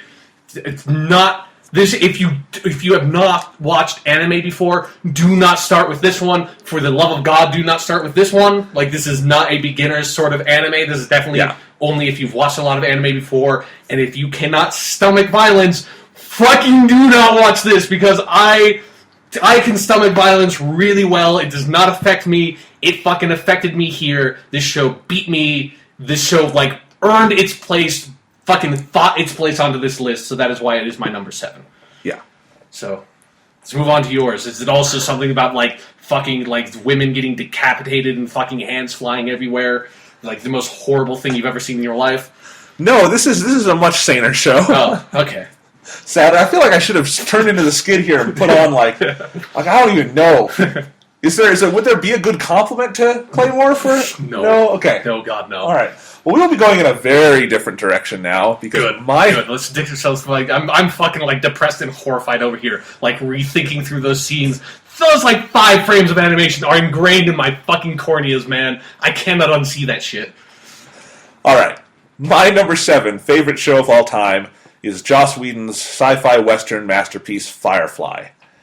And I think the only way I can start this discussion is to acknowledge that at the moment, I despise Firefly fans. Oh yeah, no. They're one of the most annoying fan bases on the fucking planet. And it makes it really pisses me off, because it makes it so tough for me to just sit down and remember that I love this show. Yeah, same with me. And that this is one of my favorite pieces of fiction of all time, let alone TV. Mm-hmm. I love Firefly. I should say, like, Firefly was really close to making it on my list. Yeah. And I just think this is a great show. But to me, when I got to episode 14, and I think this is the split between me and Sean. Which is the best episode, by the way. It's so good. Yeah. So good. Bounty Hunter guy. Yeah. Fucking great. Jubal Early. Love Jubal Early. Anyway. And I love how that episode ends. He's just like, well, here I am. Yeah. Which kind of sums up Firefly. Yeah, definitely. In this weird existential way. But anyway. So I think this is the split between maybe Sean and I and annoying Firefly fans. Yeah. Is that when I got to episode 14, I said, I just saw 14 episodes, 14 of the best episodes of TV I've ever seen. And I am happy to have those. And I am eager to watch the movie and see how this story finishes. But I did not sit there and be like, oh, fucking Fox, I just canceled the show. I'm so mad. They should bring it back so we can get more episodes. Oh! I hate Firefly fans. Yeah, they just don't. For God's what was it on the air in 2002, 2003? It's 11 years old. Shut up. It's done. It's dead and buried. We dragged it up and got a really awesome movie too. Yeah. Finished it. Firefly is fucking done. Get over it. Joss Whedon's doing other shit. Nathan Fillion is doing other shit. Let's move on with our lives. It's just, to me, it's I need to get this out of the way first because I think it colors how people view Firefly now. And here's the thing. If Firefly was in such dire need of more episodes or a new movie or any of that stuff, that if it was in the dire need that fans make it out to be, it would not be a great show. It would not even be a good show because it would mean it got nothing. Yeah. It would mean it just kind of set the premise and then didn't do anything with it. But that's the brilliant thing about Firefly is that it's one of the best just seasons of TV out there because they hit the ground running. The pilot is brilliant. Episode 2, 3, 4, 5, 6, all the way through 14, they are all brilliant. They didn't have to have this learning curve. And that's the thing that happens with a lot of canceled TV shows where when I want there to be more of a show, it's because the show did not realize its full potential, but it so clearly could have. The example for me of that is Terminator: The Sarah Connor Chronicles. Yeah, that's exactly what I was thinking. Which also stars Summer Glau, and that's a show that I really liked, but I can't call it a great TV show because it did not hit greatness in its 2 seasons. Yeah, it was fucking what they hinted at with season 3 would have been fucking amazing, though. Yeah, and that's why I would like to see more of that show someday. Although even now it's been 5 fucking years. It's too late. I don't go to sleep crying about that. Yeah, as I'm sure all Firefly fans do for some reason. But that's the thing to me. Terminator is not a great show because it did not get to be great. Fox cut it off, and for totally good reasons. They gave Terminator every chance. It's not Fox's fault Terminator failed. In fact, I mean, this is a whole other rant about people bitching at networks for canceling shows. It's your fault if you weren't watching it. That's networks need to make money because the shows cost money to make. Yeah. Quit your bitching. That's how the world works. But anyway, and obviously Firefly is a different case because Fox actively sabotaged the show. They also funded and put it on the air. So give them some credit. Yeah. They did a terrible job putting it on the air. They aired it all out of order. They cut episodes out. And Firefly is not a show that works like that. Yeah. I mean, I don't know how you could get into Firefly without seeing the pilot, and they didn't air the pilot. So that's a problem. Yeah. The pilot, it is such a complex premise. They need those 2 hours. And that pilot is in many ways the best episode of the other than episode 14. Well, I was going to say, it's in many ways one of the more impressive feats in the series because they introduce so much so economically in those 2 hours and tell a good story at the same time. That's something that's usually very difficult to do. But, so I just need to get that out of the way. I hate Firefly fans. There's been this whole thing this week that we were thinking about doing a little bit on, but I don't want to get into it. The Veronica Mars thing on Kickstarter. Good for Veronica Mars fans. It is really, really, really, really skeevy and creepy that Warner Brothers is outsourcing the money for their productions to fans. I think that's terrible, and I don't like that. But now, everyone's saying, oh, now we can do this with Firefly and finally get Firefly back. And Joss Whedon's no, because fucking Firefly's done, goddammit. And by the way, did you not see the Avengers? I got shit going on, guys. I've got money to make over here. Yeah. And it's just... Yeah, I just need to get that out of the way because Firefly fans live in the moment, guys. The show ended. Yeah, get the fucking watch another show. If you're listening to this podcast, pick one of these ones that you haven't watched. Go watch Claymore. Be scarred for your life. There you go. You'll forget about Firefly in a second. And I think this just comes down to a general philosophical difference between me and a lot of other TV fans is that I don't need more of something to enjoy what there is. If there were 15 episodes of Firefly, that would not make the original 14 better. We got 14 great episodes, and I would want more if we did not get the movie. Because the movie wraps up hanging plot points from the rest of the show. But and the movie to me is probably my favorite thing associated with the show. I think the movie. Other than episode 14. Okay, episode 14 is the best Firefly thing there is. It's great, but anyway, I love the movie, but the thing is, we don't live in a world where the movie wasn't made. Yeah, exactly. The movie was made, and it did things perfectly, and I'm fine with that. And I think one of the things I actually love about Firefly is that it's 14 episodes, a movie, and that's all there is. Yeah. And that makes me love it even more, because they did that much greatness in those 17 hours. Mm-hmm. That's amazing. Yeah, definitely. So let's talk about the actual show. Okay. Now that we've covered the groundwork. Yeah. And I think I've hinted at just, to me, one of the most miraculous things about Firefly is that every episode, maybe with the exception of episode 2, the train job, which they had to make in a rush to be a second pilot, they're pretty much all home runs. And I think they're just, I love all of them, and I love all of them in different ways, and I kind of love that each kind of stands on its own as these different, just great, pieces of television. Yeah. But what makes Firefly what it is because, I think, 2 reasons. One is the cast is just fantastic, and the way they're written is great, and the way they interact is amazing. And the other thing is that it is the smartest, sharpest thing Joss Whedon has ever done. Mm-hmm. It is, I think Joss Whedon is a guy who has obviously lots of thematic, philosophical aspirations. A lot of that came across in Buffy. I think even some of it comes across in something like The Avengers. Yeah. But Firefly was his chance to finally make something, I think, fully, obviously a very funny show, but something fully dramatic that expresses things he thinks about the world. And it's fascinating to watch the philosophy of this show and these ideas of what outcasts are, how societies function, how, these interesting ideas of a post-Civil War society, but from the loser's side, to all these discussions of morality that are in there throughout the show. It's all very good, and also dealing with characters who are, by their very nature, very unscrupulous. They are pirates, and he doesn't shy away from the fact that they are pirates and thieves. And Jane Cobb is one of the most fascinating characters because he's pretty much a bad guy through most of the show. Mm-hmm. He's not a good person at really any point until maybe in the movie he's a better guy. But even then he wants to sell out River and kill her. So I think that's all very good. But again, it mostly just comes back to the fact that this cast is so great.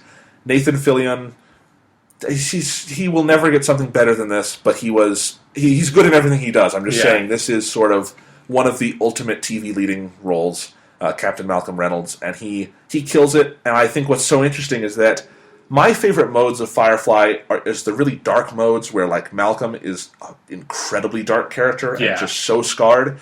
And they sadly had to move away from that after the pilot because Fox forced them to. They get back to it in the latter half of the show, and then Heavy Duty and Serenity, the movie, where he is one fucked up motherfucker. Yeah. But Nathan Fillion, what's so amazing about his performance is that he can get these multiple sides of the character, the really dark stuff, and then make him really funny, and it never feels like different characters. Yeah. And I think that's really impressive. And he's great there. You've got Alan Tudyk, who is hilarious throughout, but also very dramatically potent when he needs to be. Gina Torres as that character's wife, who's also the second in command on the Serenity, who is just a really great foil for Mal in that she's kind of like that same hard ass, but without the comic side. Yeah. She can be funny when she needs to be too, but she's very threatening and imposing. Morena Baccarin, who has also probably never been better than she is here. Not necessarily her character is fully realized on this show, I think, is one of the few elements. That was the one character that felt like you guys don't know quite what to do with her. But I think there are individual episodes where they did know, and there's some really good stuff with that character. One of my personal favorite parts of the show is Adam Baldwin, who is so friggin' good as Jane Cobb. Yeah. Just hilarious, but also really imposing when he needs to be. And we will talk about him again on this list because he's another part of one of my favorite shows.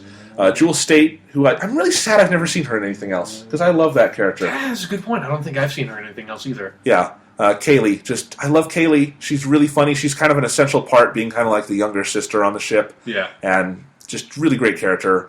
And then, and also, obviously, it's easy to say that Sean Maher's characters and Summer Glau's character, River Tam and Simon Tam, were not fully realized on the series either, but they get the movie, and that's where they're important. Because the show is building up to their story. But even then, there's an episode, I think it's called Safe, which is 4 or 5, where those two are they get abandoned on a planet, and they think Summer Glau's a witch. There's some really good stuff there. And, of course, there's Ron Glass as Shepherd Book. And Shepherd Book is actually one of my favorite corners of the show because I think, Joss Whedon is very out and proud atheist, and he has really interesting things to say about religion in this show that I think are very meaningful and very interesting, without just going and just bashing people who are religious because he can. That doesn't really get you anywhere. Mm-hmm. So it's really interesting, and so I love Firefly.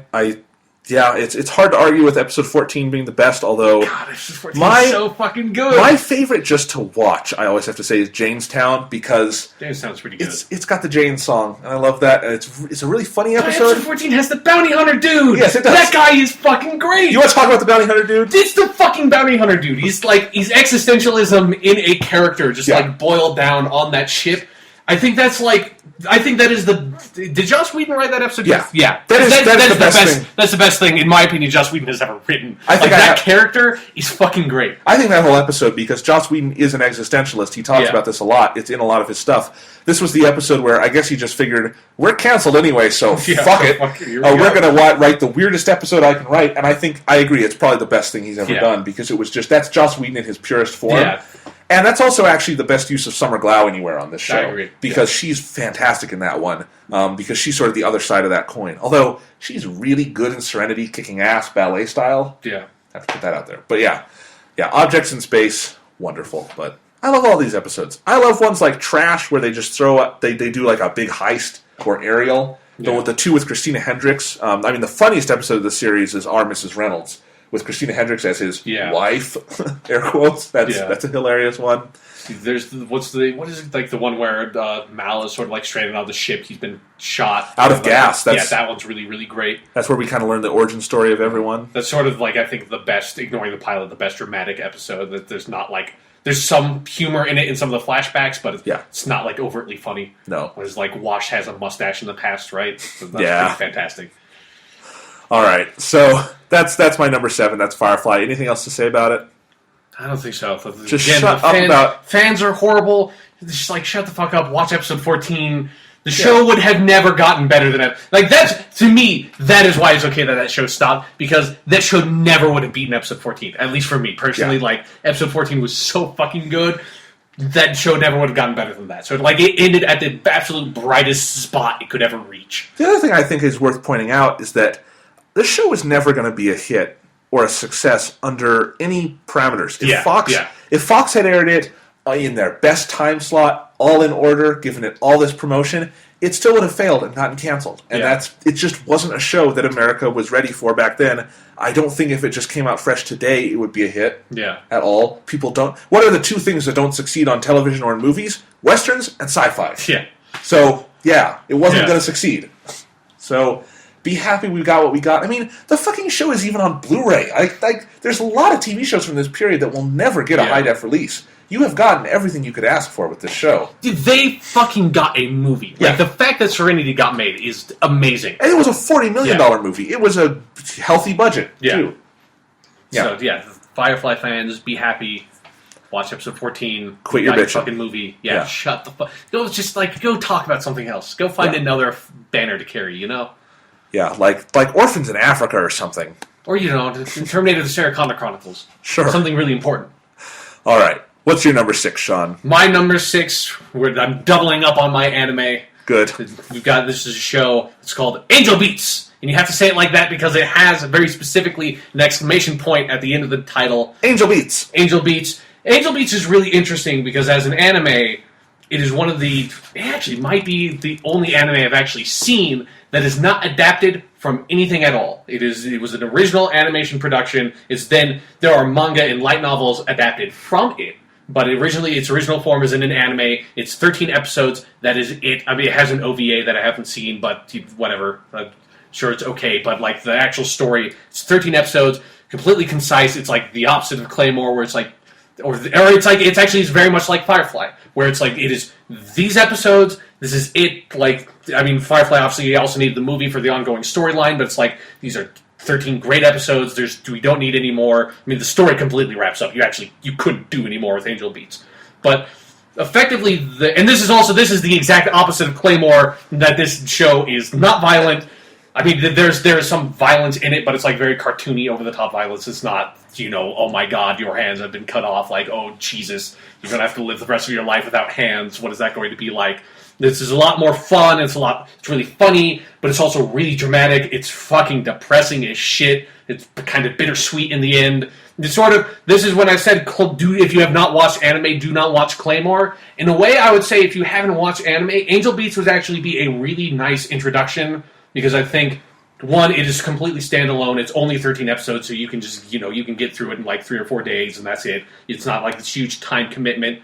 And if you like Angel Beats, you're going to like the vast majority of anime that is out there. Like I said, is good, because the premise for Angel Beats is that sort of this your main character, Yuzuru Otonashi, he wakes up in this world. He's just lost his memory. He doesn't know what's happened. It's sort of like he's at this high school, and he meets all these sort of like crazy characters who are all fighting this other character called Angel or Tenchi, and he meets this like one crazy girl named Yuri, and he quickly finds out that all the people in this world, at least that what they're telling him, is that this is sort of like limbo, where everybody here has died, and some of the people who died, like, some of them retain their memories, some of them don't, and they're sort of here. They don't know why they're here. They don't, like, there's a lot of this sort of, like, religious stuff about, like, they don't know, like, if God put them here, if there is a God, like, who this person that they just call Angel, but they don't really know who she is or what she is, and she keeps on attacking them for some reasons. There are all these, like, people walking about that they call NPCs or non-player characters that just, like, don't interact with anything. They have no personality. They just, like, fill out this school. And so most of the show is spent with Otonashi trying to figure out what is going on here, why is he here, why are these people here, what are we, like, supposed to do here, like, what is all of this? And he sort of interacts with this really large cast of characters that are all really, really fantastic. And I think one of the great things about the show is that, I think for me the standout episode is, I believe it's episode 6 or 7. It's about halfway through the series is where this sort of this turning point, where up till that point is just sort of him hanging out with the other characters, sort of trying to figure out what the mystery is, but he has no tools of, like, to figure out what's going on here. So it's sort of like living his life with these other characters who they've all been living in this limbo place for like a year or two. And so he's sort of the kid on the block. But then the episode 6 or 7 is he sort of he passes out and he regains his memories, and like that episode is all this flashback of what happened on the day he died. It's like this like week leading up to him dying, because he dies basically of starvation, because it's like the subway train. There's like this collapse in the subway tunnels, and he helps all these people sort of like try to get through this horrible crisis. Then he like dies right when they're about to rescue him. It's one of the saddest fucking things I've ever seen. And that episode's sort of this turning point where he realizes the real reason they're here is to try to deal, like, everybody here has these sort of hang-ups from when they died. And like all these people had these really sort of like tragic deaths. It was just even more tragic because all these characters are high schoolers. And so he decides that he and Angel are going to team up and try to get everybody to sort of like deal with these issues they had when they died. And once they do, they can move on, because they also see this other character sort of has that experience earlier on in the show and sort of figures out that's what's going on. And so past the halfway point, all the show is about him trying to help all these characters move on. And it's really, really sad, but it's also, like I said, it's bittersweet is the tone I've used for the show. And like at the end of the day, really what the show is about is it's about high school graduation, really, because it's about trying to move on in your life with all these people that you sort of come to know and love. And this show deals with it sort of in this really loose metaphor. I mean, it's kind of really obvious. I mean, the show ends with them graduating from high school in this really great scene. But it deals with that idea of sort of like saying goodbye and leaving people you've come to care about a lot better than almost anything else I've seen. And the amount you come to care about all the characters in this really large cast over the course of just 13 episodes really helps make it feel really sad but kind of happy when these characters are able to move on, because obviously, the place they were in was not great. They were all like everybody has this really tragic backstory. And so moving through all these characters and watching them sort of deal with this, having them, a lot of the characters have to sort of like realize it themselves what they need to do, and sort of Otonashi just sort of helping them out in that way, and that sort of like helping him then achieve like his ability to move on. Is the show just deals with that idea of high school graduation and leaving in the most mature way I've ever seen.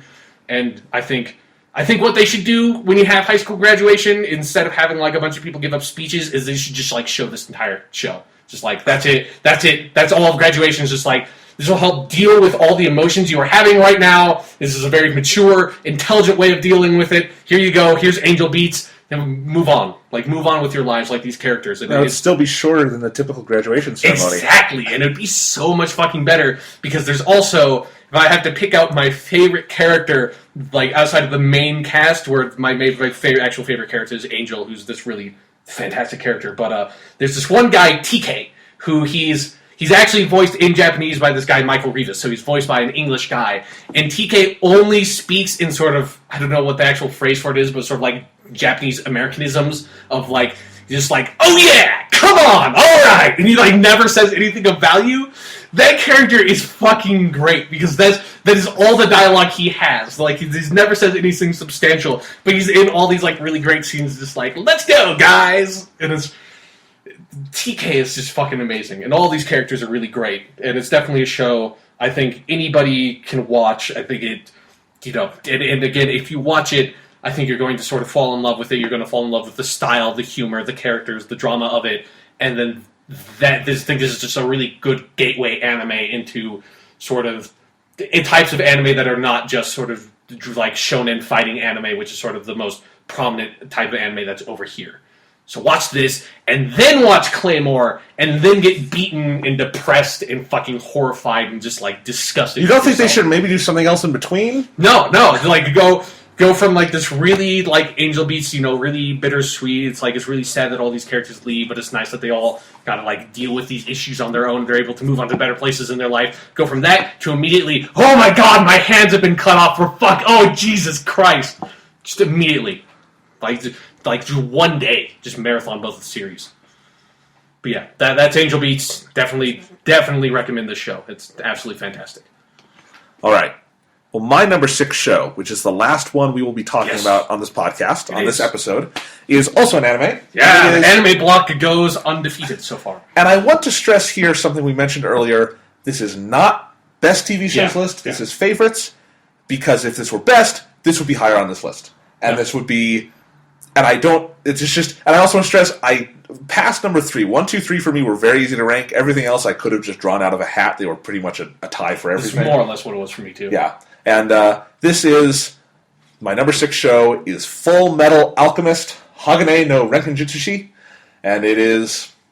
I guess I need to do some history here, because the show has a very sort of complicated backstory. And you have a complicated backstory with it. I do, actually. It's interesting. Well, it's that complicated, but... Mildly more complicated than just, I watched the show. Well, right, because you can't just watch the show, because there are 2 of them, and I am amalgamating for this list. When I say Full Metal Alchemist, it means both Full Metal Alchemist 2003 and Full Metal Alchemist 2010 or 11, whenever the second series came out. In the West, they are called Full Metal Alchemist and then Full Metal Alchemist Brotherhood. They both come from a manga by Hiromu Arakawa. The manga is definitely the clearest, best version of the story, and I would definitely recommend reading that. That's probably actually, if you want to get into Full Metal Alchemist, read the manga first, because it is the only easy way to get the story, because it's just, that's the story. That is what Full Metal Alchemist is, and it is one of the best fictional stories I have ever seen, and also one of the tightest, where just every scene, all the way through those 26 volumes counts, and it builds up to one of the largest, longest, biggest, most epic conclusions of anything. It's kind of like building up to Return of the King, but if Return of the King were like 20 episodes of TV. But anyway, Full Metal Alchemist was adapted into 2 separate TV shows. When the manga was starting out, I believe it started in 2001, so the first anime started in 2003, because this is something you do in Japan, manga becomes popular, you make an anime out of it. Yeah. And so that first Full Metal Alchemist series started, and they were being fairly faithful, with some filler here and there, for the first 25 episodes or so, to the manga, and then I guess maybe they talked to Arakawa or something, and it became clear she was in this for the long haul, and she was writing a very long series. And this was not published in Weekly Shonen Jump. This was in Monthly Shonen Gangen, so it was a monthly series. So it took a long time to publish those 27 volumes. But anyway, she was in this for the long haul. I guess they weren't, even though this was a very popular property. They just wanted to do 1 year of the anime. So the second half of that first anime is not based on the manga. After episode 25, it goes off in its own direction. It does end and everything, but it has its own story. It has its own explanation for sort of the mythology of the series, the backstory of certain characters, and obviously how it ends. And what's interesting is it ends on a much more melancholy note than the manga. And I guess this is the show I have to start by talking. And I also should mention, they kind of resolved that story further in a movie that followed the anime called Fullmetal Alchemist: The Conqueror of Shambhala, which is not great, but if you like that first anime, you should watch it, because it kind of... I actually think the anime has a very good conclusion, but they decided to kind of follow up on it in that movie. But I think this original anime has been kind of overshadowed because later on in 2009, it turns out, they came back, and Fullmetal Alchemist Brotherhood, the second series, was just a direct adaptation of the manga. Yeah. And it was 64 episodes instead of 51, which is the original series. So, and it was just, they're separate, then that one does the manga. But the original Fullmetal Alchemist, it gets overshadowed because of that, but it is a fan-fucking-tastic TV series. And the animation is just stellar from start to finish. The voice acting in English or Japanese is some of the best you will ever hear. Anime or non-anime is just superior. And I think the story is great even when they deviate from the manga. It is really good. And Fullmetal Alchemist is a series that will hit you in the balls over and over and over again. You talked about Claymore just wrecking you. Fullmetal Alchemist is obviously not a super violent series that does that. It's not the same way. But I think it operates with very, very real emotions about loss and about love and about just trying to find a way to be whole in a world that kind of is difficult to feel whole in. And it does this through some metaphors. The main character, Edward Elric, and Alphonse Elric, the main two characters, they're brothers. They are both very talented alchemists. Edward's a prodigy and genius, and Alphonse is younger, so he's not quite at that level, but he gets there. And their mother dies, and their father had left them long ago. And their mother dies when they're kids, and so they decide they are going to try human transmutation, which is forbidden in this world. This world is all based on alchemy, by the way. And or alchemy in air quotes.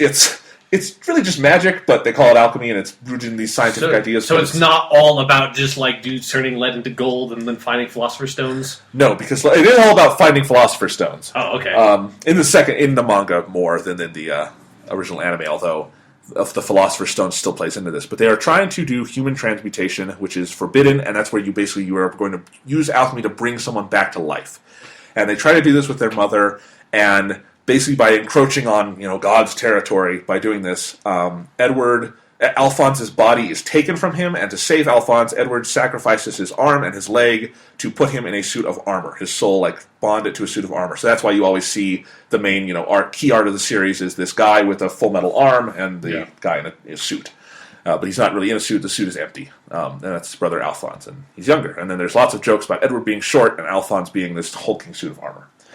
Anyway, but so that's obviously an extremely dark place to start this series off on, because they're both younger than 10 when this happens to them, and then sort of they want to find a way to get their bodies back. They've given up on human transmutation because that they obviously fucked up, but they want to get their bodies back, and that's kind of their search. They're trying to find a philosopher's stone so they can get their bodies back, and that's kind of where the series starts in either form. And it's a really, really heavily emotional show, even though it can also be very funny and very exciting, because it is dealing with these very basic human emotions and people who are very, very flawed. And I don't think there's any... Obviously, Edward and Alphonse are kids, but they still made a mistake, and it's a life-changing mistake. In the series, they always carry this guilt with them, and they always carry this desire to be better than they were when they did this.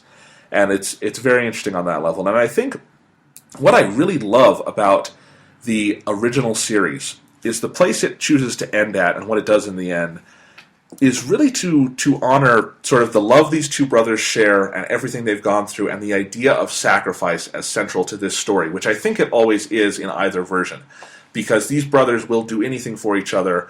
Just as the series begins, Edward gives up his arm and leg to save his brother. And this whole idea, and it goes back and forth, and then just ending on this note of bringing it full circle, where I don't want to spoil it for anyone who hasn't seen it, I guess, but that last episode of the original anime TV series fucking broke me the first time I saw it, and Every time I've revisited it, it fucking breaks me. And it is a really, really, really great ending that I didn't even know it wasn't based on the manga originally, because that felt natural to me. Mm-hmm. When I go back and look on it now, a lot of stuff in the last half of that series seems completely insane because it just has absolutely nothing to do with the actual story. Yeah. But it worked very well at the time, especially just because those last couple episodes are powerhouses, and it works just fantastically. But why I love Full Metal Alchemist as much as I do is because the original version of the story, the manga, is this phenomenal story, and for the most part, the second series, called Brotherhood over here, is a very close approximation of that. The problem with the second series is that they didn't want to just do everything they did in the first series again, so they kind of rushed through the story that the first 25 episodes covered in about 12 episodes. And that's actually not as bad as it sounds, because those first 25 were bolstered by probably 10 episodes of, not full filler, but just some extra stuff. Yeah. And the filler in that series is actually really good, because it's just more stories with the characters. It's kind of episodic in the beginning anyway, so it's really easy to do. But definitely the first couple episodes, the thing they botch in Brotherhood is that the manga does not tell you the whole origin story I've been telling you guys until probably like a third of the way into the series. They hold off on that. And the first anime holds off for about 5-6 episodes before going full in on that. And Brotherhood does it in episode 2. And that's after episode 1, which is just completely made up. It's just a new story, like a little story to introduce you to this new series. Because they wanted to draw people in with something they'd never seen before. That episode's rough. Episode 2 is horrible because they are trying to do like probably what should be like 5 episodes of an origin flashback in one episode. Really doesn't work. And then episode 3, they try to do the original first story of the manga and of the original anime, and they have to condense that into one episode. Doesn't work. Gets better starting with like episode 4, but they're rushing for a while. Once it gets into its rhythms, though, it's really good. And the second anime, what's always a little disappointing about it is I wish you could just combine the two anime, because the first anime had this beautiful soundtrack, just one of the best scores for an anime ever, and really good animation. And the second series is widescreen HD, but the animation is often really lazy for the character animation. Like, there will be details missing, characters are off form, are off model all the time, and the backgrounds look really nice, but there's just and there's also just a lot of static animation where they will just show an image but not have it moving in that second anime, and the music is not nearly as good either. But when it is at its best, it's still very good. It's a very good version of the manga telling of that story, and the action. One of the things that actually is good about the animation in the second series is that they kind of simplify the character models back to how they looked in the manga, so they can do really, really fluid action during the action scenes, and that's definitely a step up from the original anime. And what's great about Full Metal Alchemist in its base manga second TV series form is that it is just this incredibly epic story where it's very clearly got this beginning, middle, end, but it's huge. It's got dozens of characters that are important, and they go to all parts of this fictional world, and there's this massive backstory.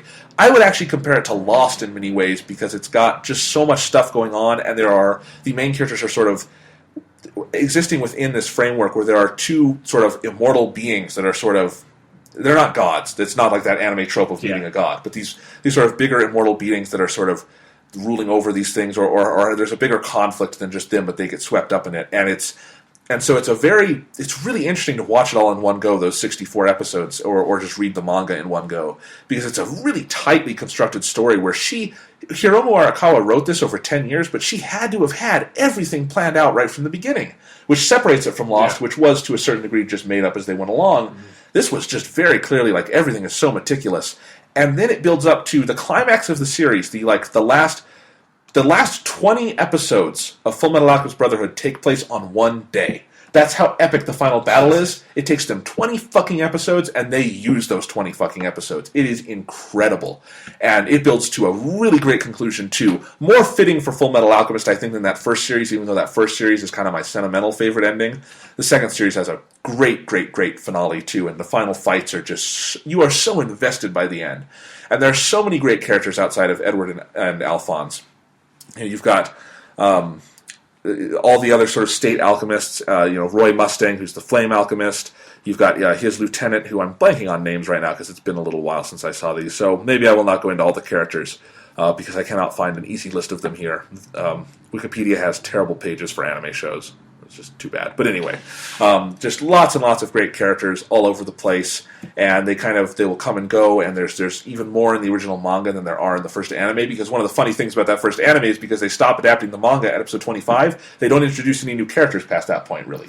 Yeah. But the manga is always kind of doing that, because there's lots of fascinating characters. There's even this whole element that's not anywhere in the original series, where basically there's a fictional China in this world too, like that they meet some characters who come from the Far East, and they look very Chinese, and those are very good characters too. But it's such a great series. It's so dramatically potent at times, always very funny too, though, very exciting.